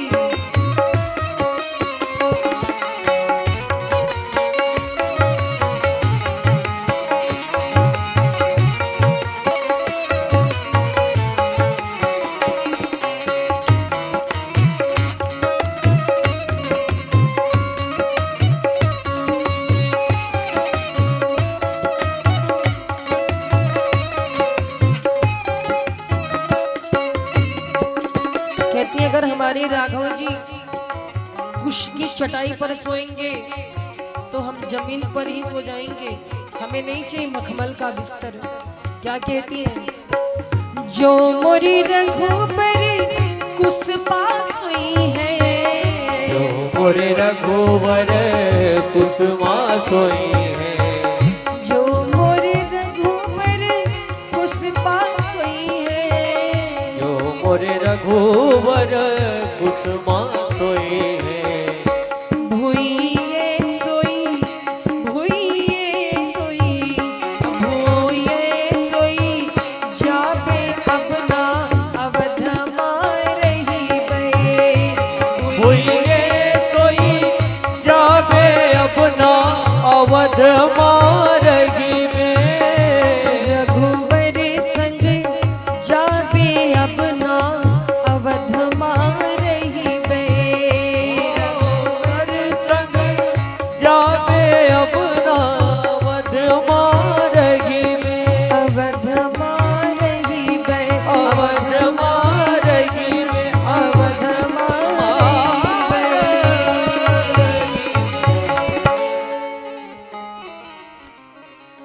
रघुवर संग जाबे अपना अवध मारही बे। कौशल्या मैया कहती जानकी क्यों कर रही हो ऐसा? मैं जानती हूँ तुम राजकुमारी हो। आपके पिता जनक जी ने जब आपकी विदाई की थी तो क्या कहा था कि मेरी बेटी को पलकों पर बैठा के रखना, और बेटी को पलकों पर बैठा के रखना। जब आपके पिता सुनेंगे कि आप वन जा रही हैं, क्या सोचेंगे?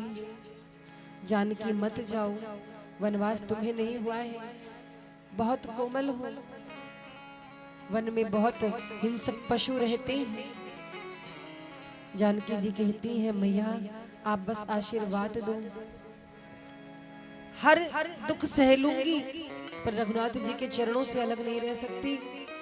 और महाराज अब कौशल्या मैया ने जब जानकी जी का प्रेम देखा है रघुनाथ जी के चरणों में तो क्या कहा कि जानकी जी ठीक है आप जाओ वन और मैं आशीर्वाद देती हूँ। क्या आशीर्वाद दिया है माँ कौशल्या ने। और देखो महाराज सास हो तो माँ कौशल्या जैसी। अच्छा एक बात तो है, जानकी जी जैसी बहू कितने लोग चाहते हैं कि हमारी जो बहू आए वो जानकी जैसी हो। जानकी जी की जैसी बहू सब चाहते हैं पर कौशल्या कोई नहीं बनना चाहता। कौशल्या बनो तब कहीं जाकर के आपको जानकी जैसी बहू मिलेगी। देखिए महाराज बहुओं को कहा गया है कि माता पिता की तरह सास ससुर को समझो, उनकी सेवा करो।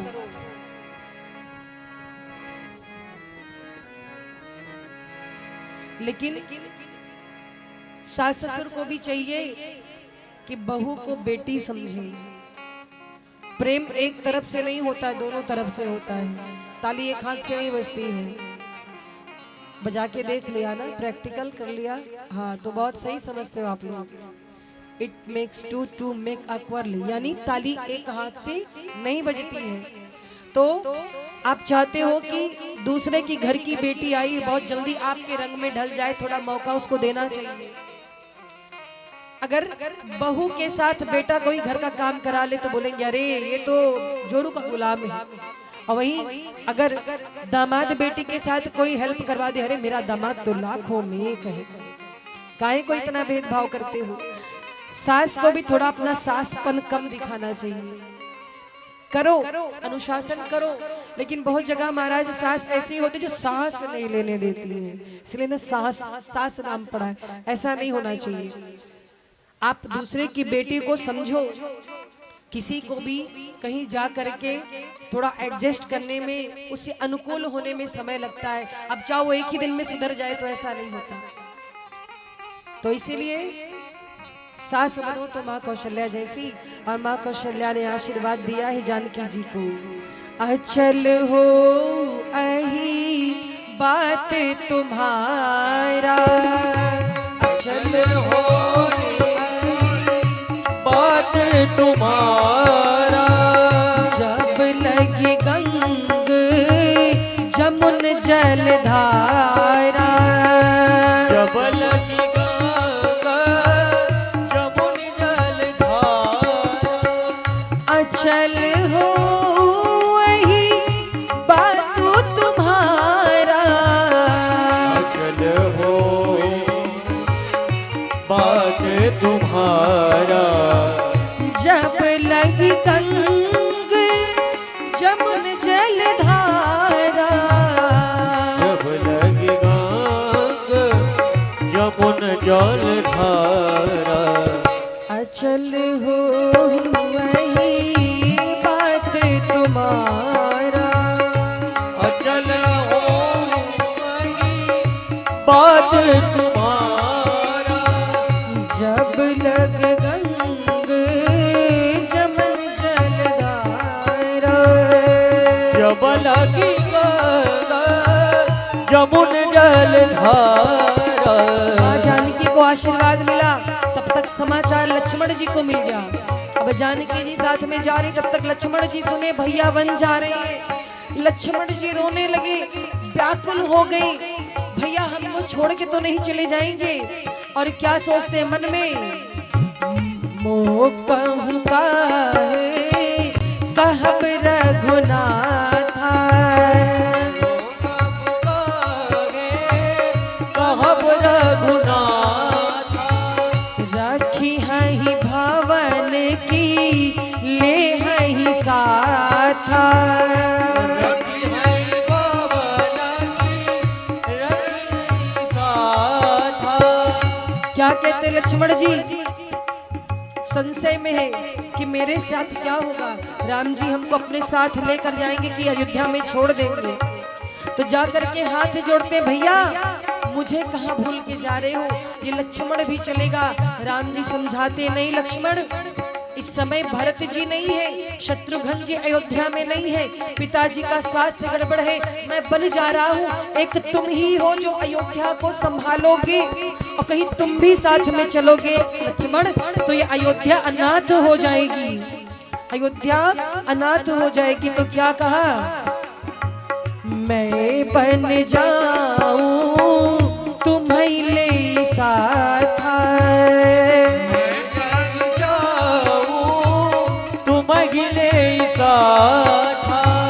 होई सबहि विधि अवध अनाथा, होई सबहि विधि अवध अनाथा, गुरु पितु मातु प्रजा परिवारो, गुरु पितु मातु प्रजा परिवारो, सब कहूँ परई दुसह दुख भारो, सब तहि परहि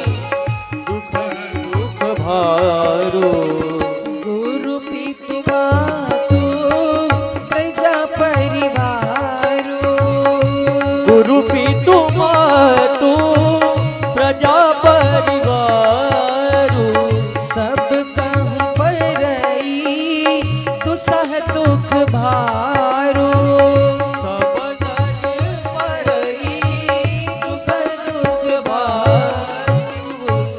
राम जी कहते हैं लक्ष्मण जी आप यहीं रहिए, मेरी बात मान लीजिए, आप यहाँ पर रहिए, सबका ख्याल रखिए, माता पिता गुरु परिवार का। लक्ष्मण जी कहते हैं क्या कहा सरकार, सबका ख्याल रखूं, मेरा है कौन।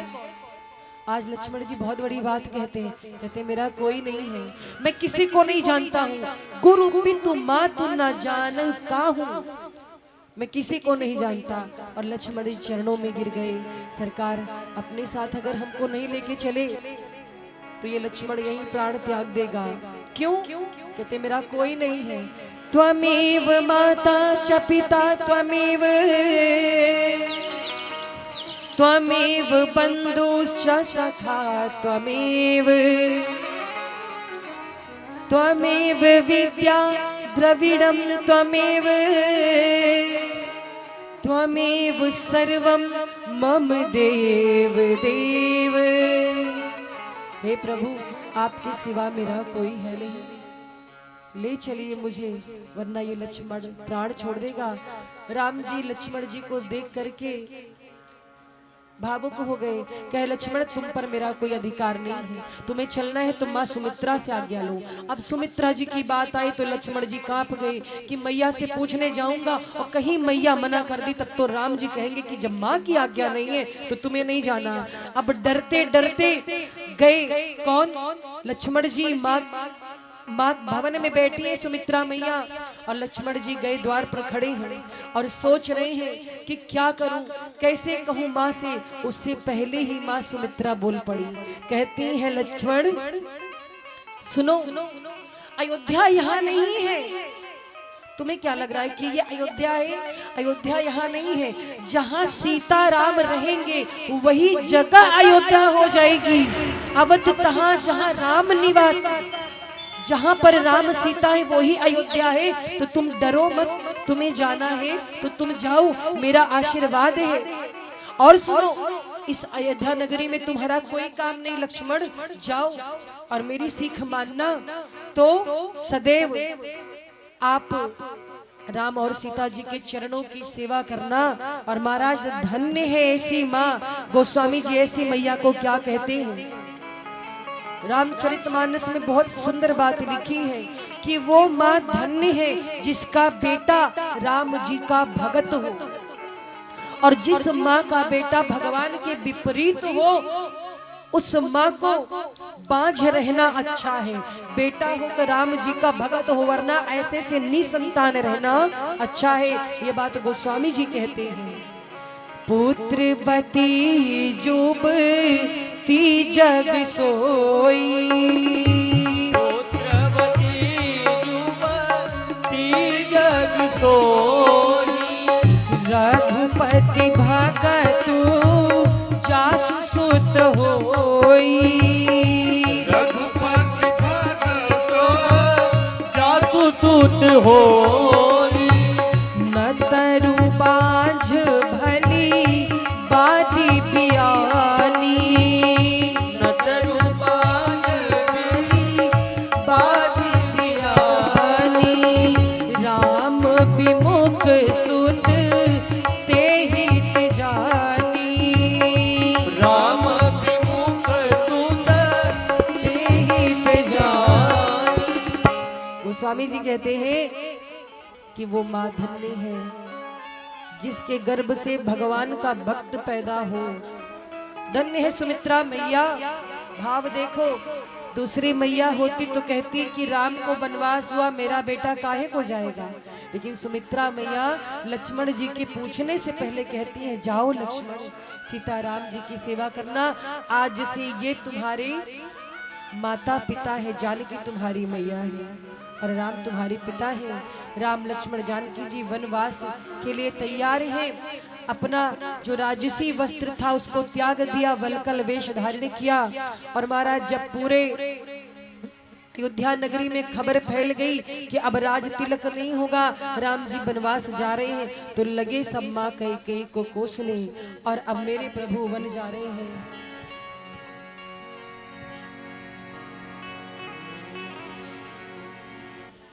वनवास जा रहे हैं,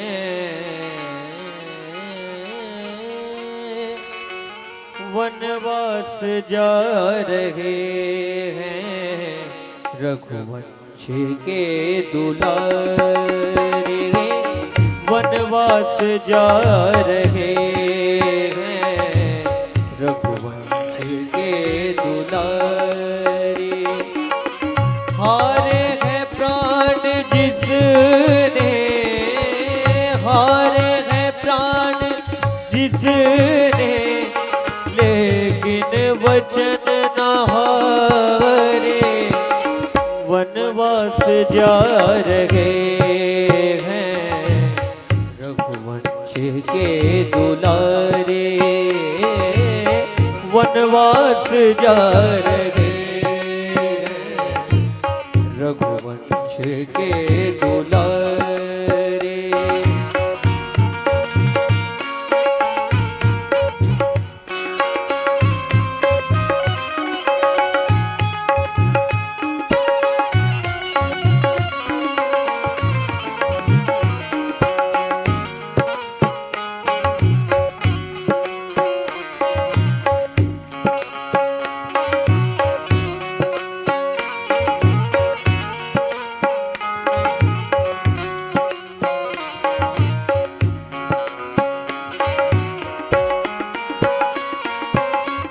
जननी ये जन्मभूमि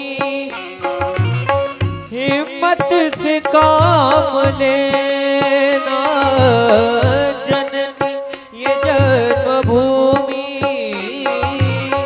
हिम्मत से काम लेना। 14 वर्ष है गम के इस दिल को थाम लेना। 14 वर्ष है गाँव के इस दिल को थाम लेना। बिछड़े तो फिर मिलेंगे, बिछड़े तो फिर मिलेंगे, हम अंश हैं तुम्हारे। वनवास जा रहे हैं, रघुवंश के दुलारे।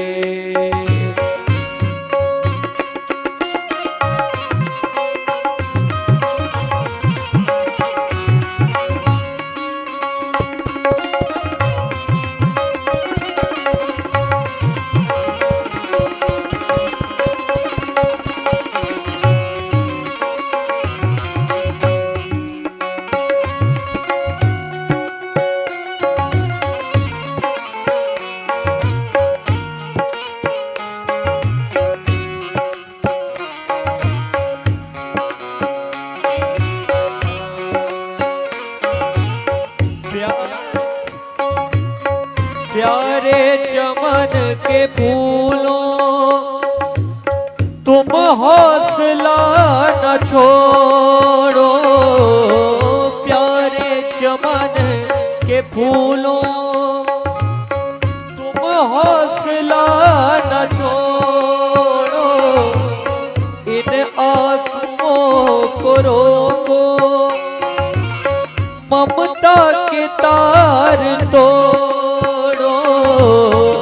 इन आंसुओं को रोको, ममता के तार तोड़ो। लौटेंगे दिन खुशी के, लौटेंगे दिन खुशी के, एक साथ जो गुजारे। लौटेंगे दिन खुशी के, एक साथ जो गुजारे।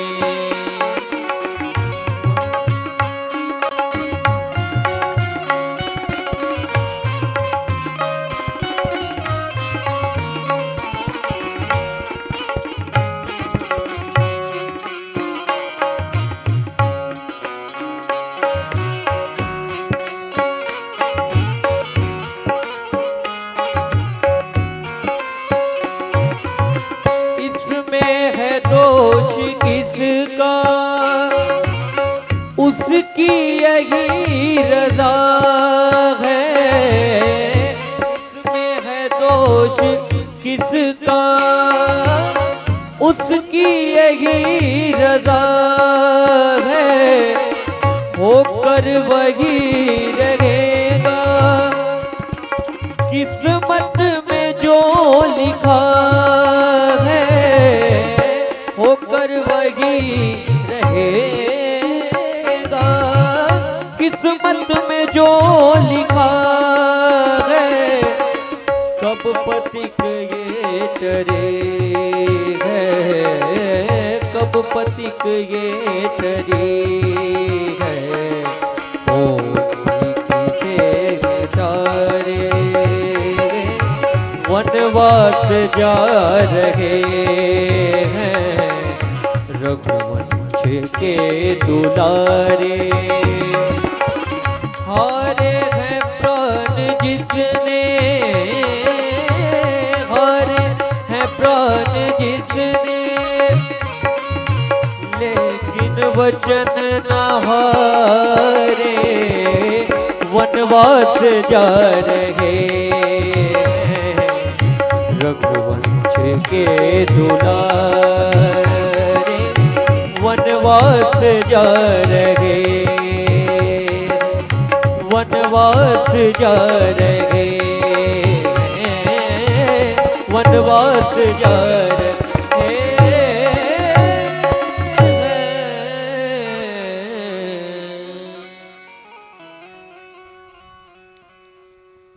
महाराज जब श्री राम जी जाने लगे हैं, आज पूरे अयोध्या में हाहाकार मचा हुआ है। कैसी माँ है कई ने अपने बेटे को वनवास दे दिया, और महाराज इस प्रकार से पूरे नगर में निंदा हो रही है। आज की कथा यही विश्राम होती है। कल हम लोग, आप सभी लोग भगवान के वन गमन का पूर्ण प्रसंग श्रवण करेंगे। भगवान किस प्रकार से अयोध्या से जब निकले हैं, अयोध्या वासियों का क्या भाव रहा, कल आप सुनेंगे। भगवान की भेंट निषाद राज गुह से हुई श्रृंगवेरपुर में। निषाद राज गुह से भगवान का क्या व्यवहार रहा, केवट का भी चरित्र आप सुनेंगे, केवट जी की कथा, और भरत चरित्र की चर्चा होगी। कल आप कथा सुनेंगे। और मैं एक बात बोलूं, देखिए कथा सुनने बहुत सारे भक्त बैठे हैं, सबका अपना ज्ञान विज्ञान है, सबका अपना विचार है, लेकिन मैं किसी को इंडिकेट नहीं करूंगी, बस कुछ बच्चों को या ऐसे भक्तों को बोलूंगी कि कथा को पहले समझो, कथा कह क्या रही है। जैसे मैंने पहले दिन निवेदन किया था, कथा मनोरंजन के लिए नहीं होती है। आप लोग कथा में बातें बहुत करते हो आगे बैठ के, बहुत गलत बात है। नहीं समझ आ रहा आप घर बैठो, पर कथा को जब सुनो, खास तौर पर के जब राम जी का प्रसंग चल रहा हो और गंभीर, और आप उसमें बात कर रहे चहक रहे, बहुत गलत बात है। अरे कथा तो रस से परिपूर्ण है, इसमें बहुत सारे छंद है, अलंकार है, रस है, और ऐसा भाव है। अब राम जी का वन गमन हो रहा है, जरा विचार करो उस समय अयोध्या वासियों पे क्या बीता होगा, या आपके घर का कोई व्यक्ति दूर जा रहा हो, क्या बीतती है। तो इसलिए कथा को कथा के भाव से सुनना चाहिए, वार्ता नहीं करनी चाहिए। हर दिन उत्सव नहीं होता, हर दिन मनोरंजन नहीं होता है। और वास्तव में अब जो कथा है 3 दिन की, ये ज्ञान भक्ति और वैराग्य की कथा है, इसलिए इसको बड़े गंभीरता के साथ श्रवण करें। ये मनोरंजन की चीज नहीं है, कथा मनोमंथन की चीज है। आइए चलते हैं विश्राम संकीर्तन की ओर, और जो कथा के रसिक हैं वो कल तो जरूर आए, क्योंकि कल का जो चरित्र, भरत जी का चरित्र आप श्रवण करेंगे। भाई भाई का प्रेम, भरत जी का जीवन में त्याग का क्या रहा है। भरत जी को रामचरितमानस में साधु कहा गया है, साधु क्यों कहा गया है, कल पूरी चर्चा आप श्रवण करेंगे। बोलिए राघवेंद्र सरकार की। आइए संकीर्तन कर लेते हैं, इसके बाद प्रश्न पूछा जाएगा। बोलिए राघवेंद्र सरकार की।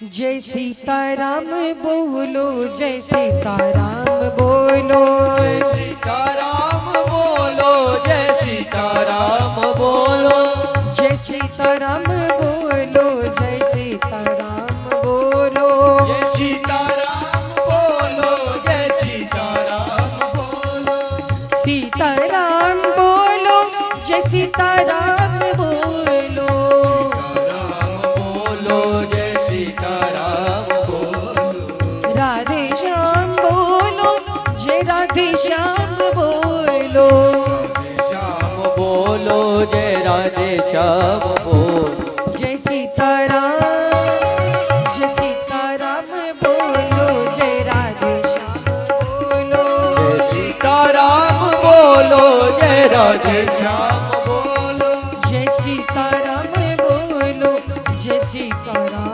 बोलो, जय सीताराम बोलो, जय सीताराम बोलो, ओम मंगलम ओमकार मंगलम, ओम मंगलम ओंकार मंगलम, ओम मंगलम ओमकार मंगलम, ओम मंगलम ओंकार मंगलम, शिव मंगलम शिव नाम मंगलम, ओ शिव मंगलम शिव नाम मंगलम, ओ शिव मंगलम शिव नाम मंगलम, शिव मंगलम शिव नाम मंगलम, शिव नाम मंगलम, जय सीताराम बोलो, जय राधे श्याम बोलो, जय सीताराम बोलो, जय राधे श्याम बोलो, जय सीताराम बोलो, जय राधे श्याम बोलो,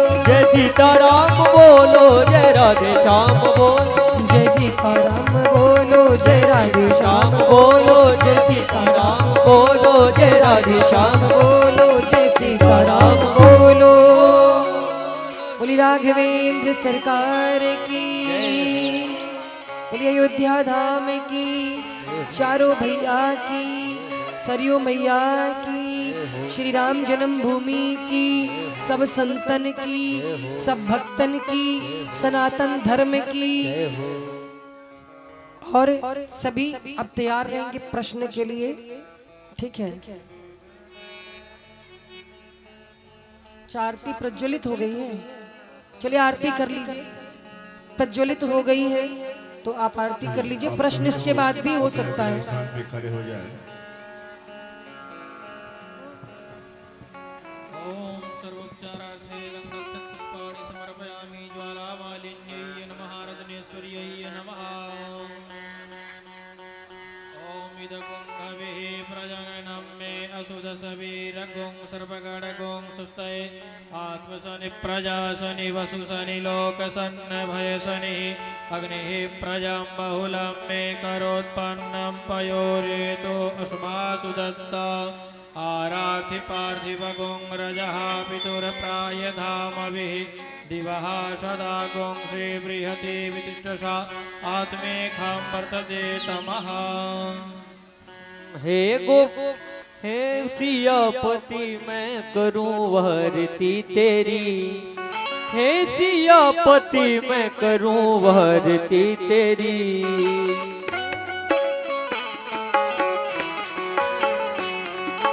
हे सियापति मैं करूं वरती तेरी, हे प्रियापति मैं करूं वरती तेरी, तुझ पे ओ राघव बलि बलि जाऊं साँझ सवेरे, तेरे गुण गाऊं तुझ पे ओ राघव जाऊं साँझ सवेरे, तेरे गुण गाऊं। प्रेम में रंगी मैं रंगी भक्ति में तेरी, प्रेम में रंगी मैं रंगी भक्ति में तेरी, पति मैं करूं हरती तेरी।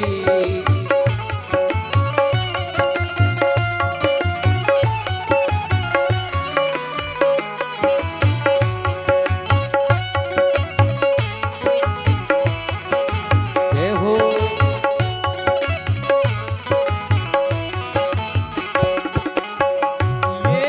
माटी का तन है मेरा, मन और प्राण भी तेरे। ये माटी का तन है मेरा, मन और प्राण भी तेरे। मैं एक गोपी तुम हो राघव, मैं एक गोपी तुम हो राघव। प्राण प्रिय मेरे, प्रेम में रंगी भक्ति में तेरी। प्रेम में रंगी भक्ति में तेरी। तुझ पे ओ राघव बलि बलि जाओ सांझ सवेरे, तेरे गुण गाऊं तुझ पे ओ राघव। बलि बलि जाऊं सांझ सवेरे, तेरे गुण गाऊं। हे सियापति मैं करूं वारती तेरी, हे प्रियापति मैं करूं वारती तेरी।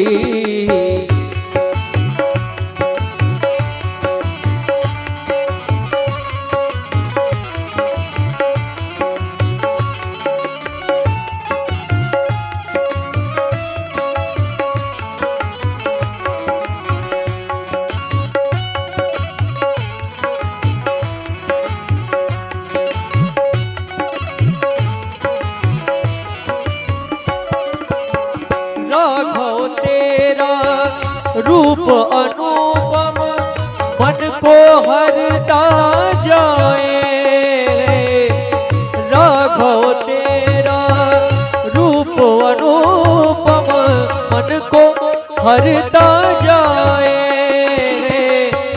मन ये चाहे हर पल अखियाँ तेरा दर्शन पाए। मन ये चाहे हर पल अखियाँ तेरा दर्शन पाए। दर्श तेरी प्रेम तेरा आस है मेरी, दर्श तेरा प्रेम तेरी आस है मेरी। तुझ पे ओ राघव बलि बलि जाऊं सांझ सवेरे, तेरे गुण गाऊं तुझ पे ओ राघव। बलि बलि जाऊं सांझ सवेरे, बलि बलि जाऊं। हे सियापति मैं करूं वारती तेरी, हे प्रियापति मैं करूं वारती तेरी। हे सियापति मैं करूं वारती तेरी, हे प्रियापति मैं करूं वारती तेरी।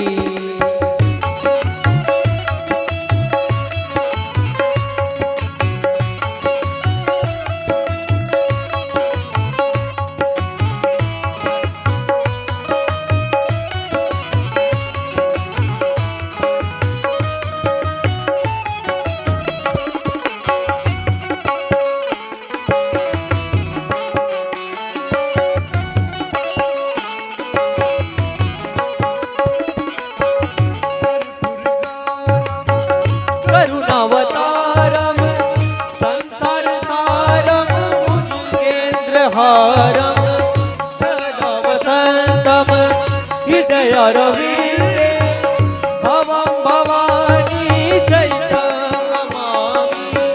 त्वमेव माता च पिता त्वमेव, त्वमेव बन्धु सत्ता त्वमेव, त्वमेव विद्या द्रविडं त्वमेव, त्वमेव सर्वं मम देव देवम्। हे प्रियापति मैं करूं वारती तेरी, हे प्रियापति मैं करूं वारती तेरी। हे सियापति मैं करूं वारती तेरी। आर्तिक्यं समर्पयामि जलेन शीतलीकरणम् आत्मादिवन्दनं दैवादिवन्दनम् आरार्तिग्रहणं मन्त्रपुष्पाञ्जलिं। हरिः ओम जगनेन जग जगमय तदेवास्तानि धर्माणि प्रथमान्यासन्नातेहनाकं महिमानः सजन्त्रजन्त्रपूर्वे साध्याः सन्ति देवाः सेवन्ति काव्यकुलचम्पकपाटलब्जे पुन्नाकजातिकरवेलरसालपुष्पै बिल्वप्रवाह तुलसीदलमञ्जरीभिः त्वं पूजयामि जगदीश्वर मे प्रसीद नानासुगन्धिपुष्पाणि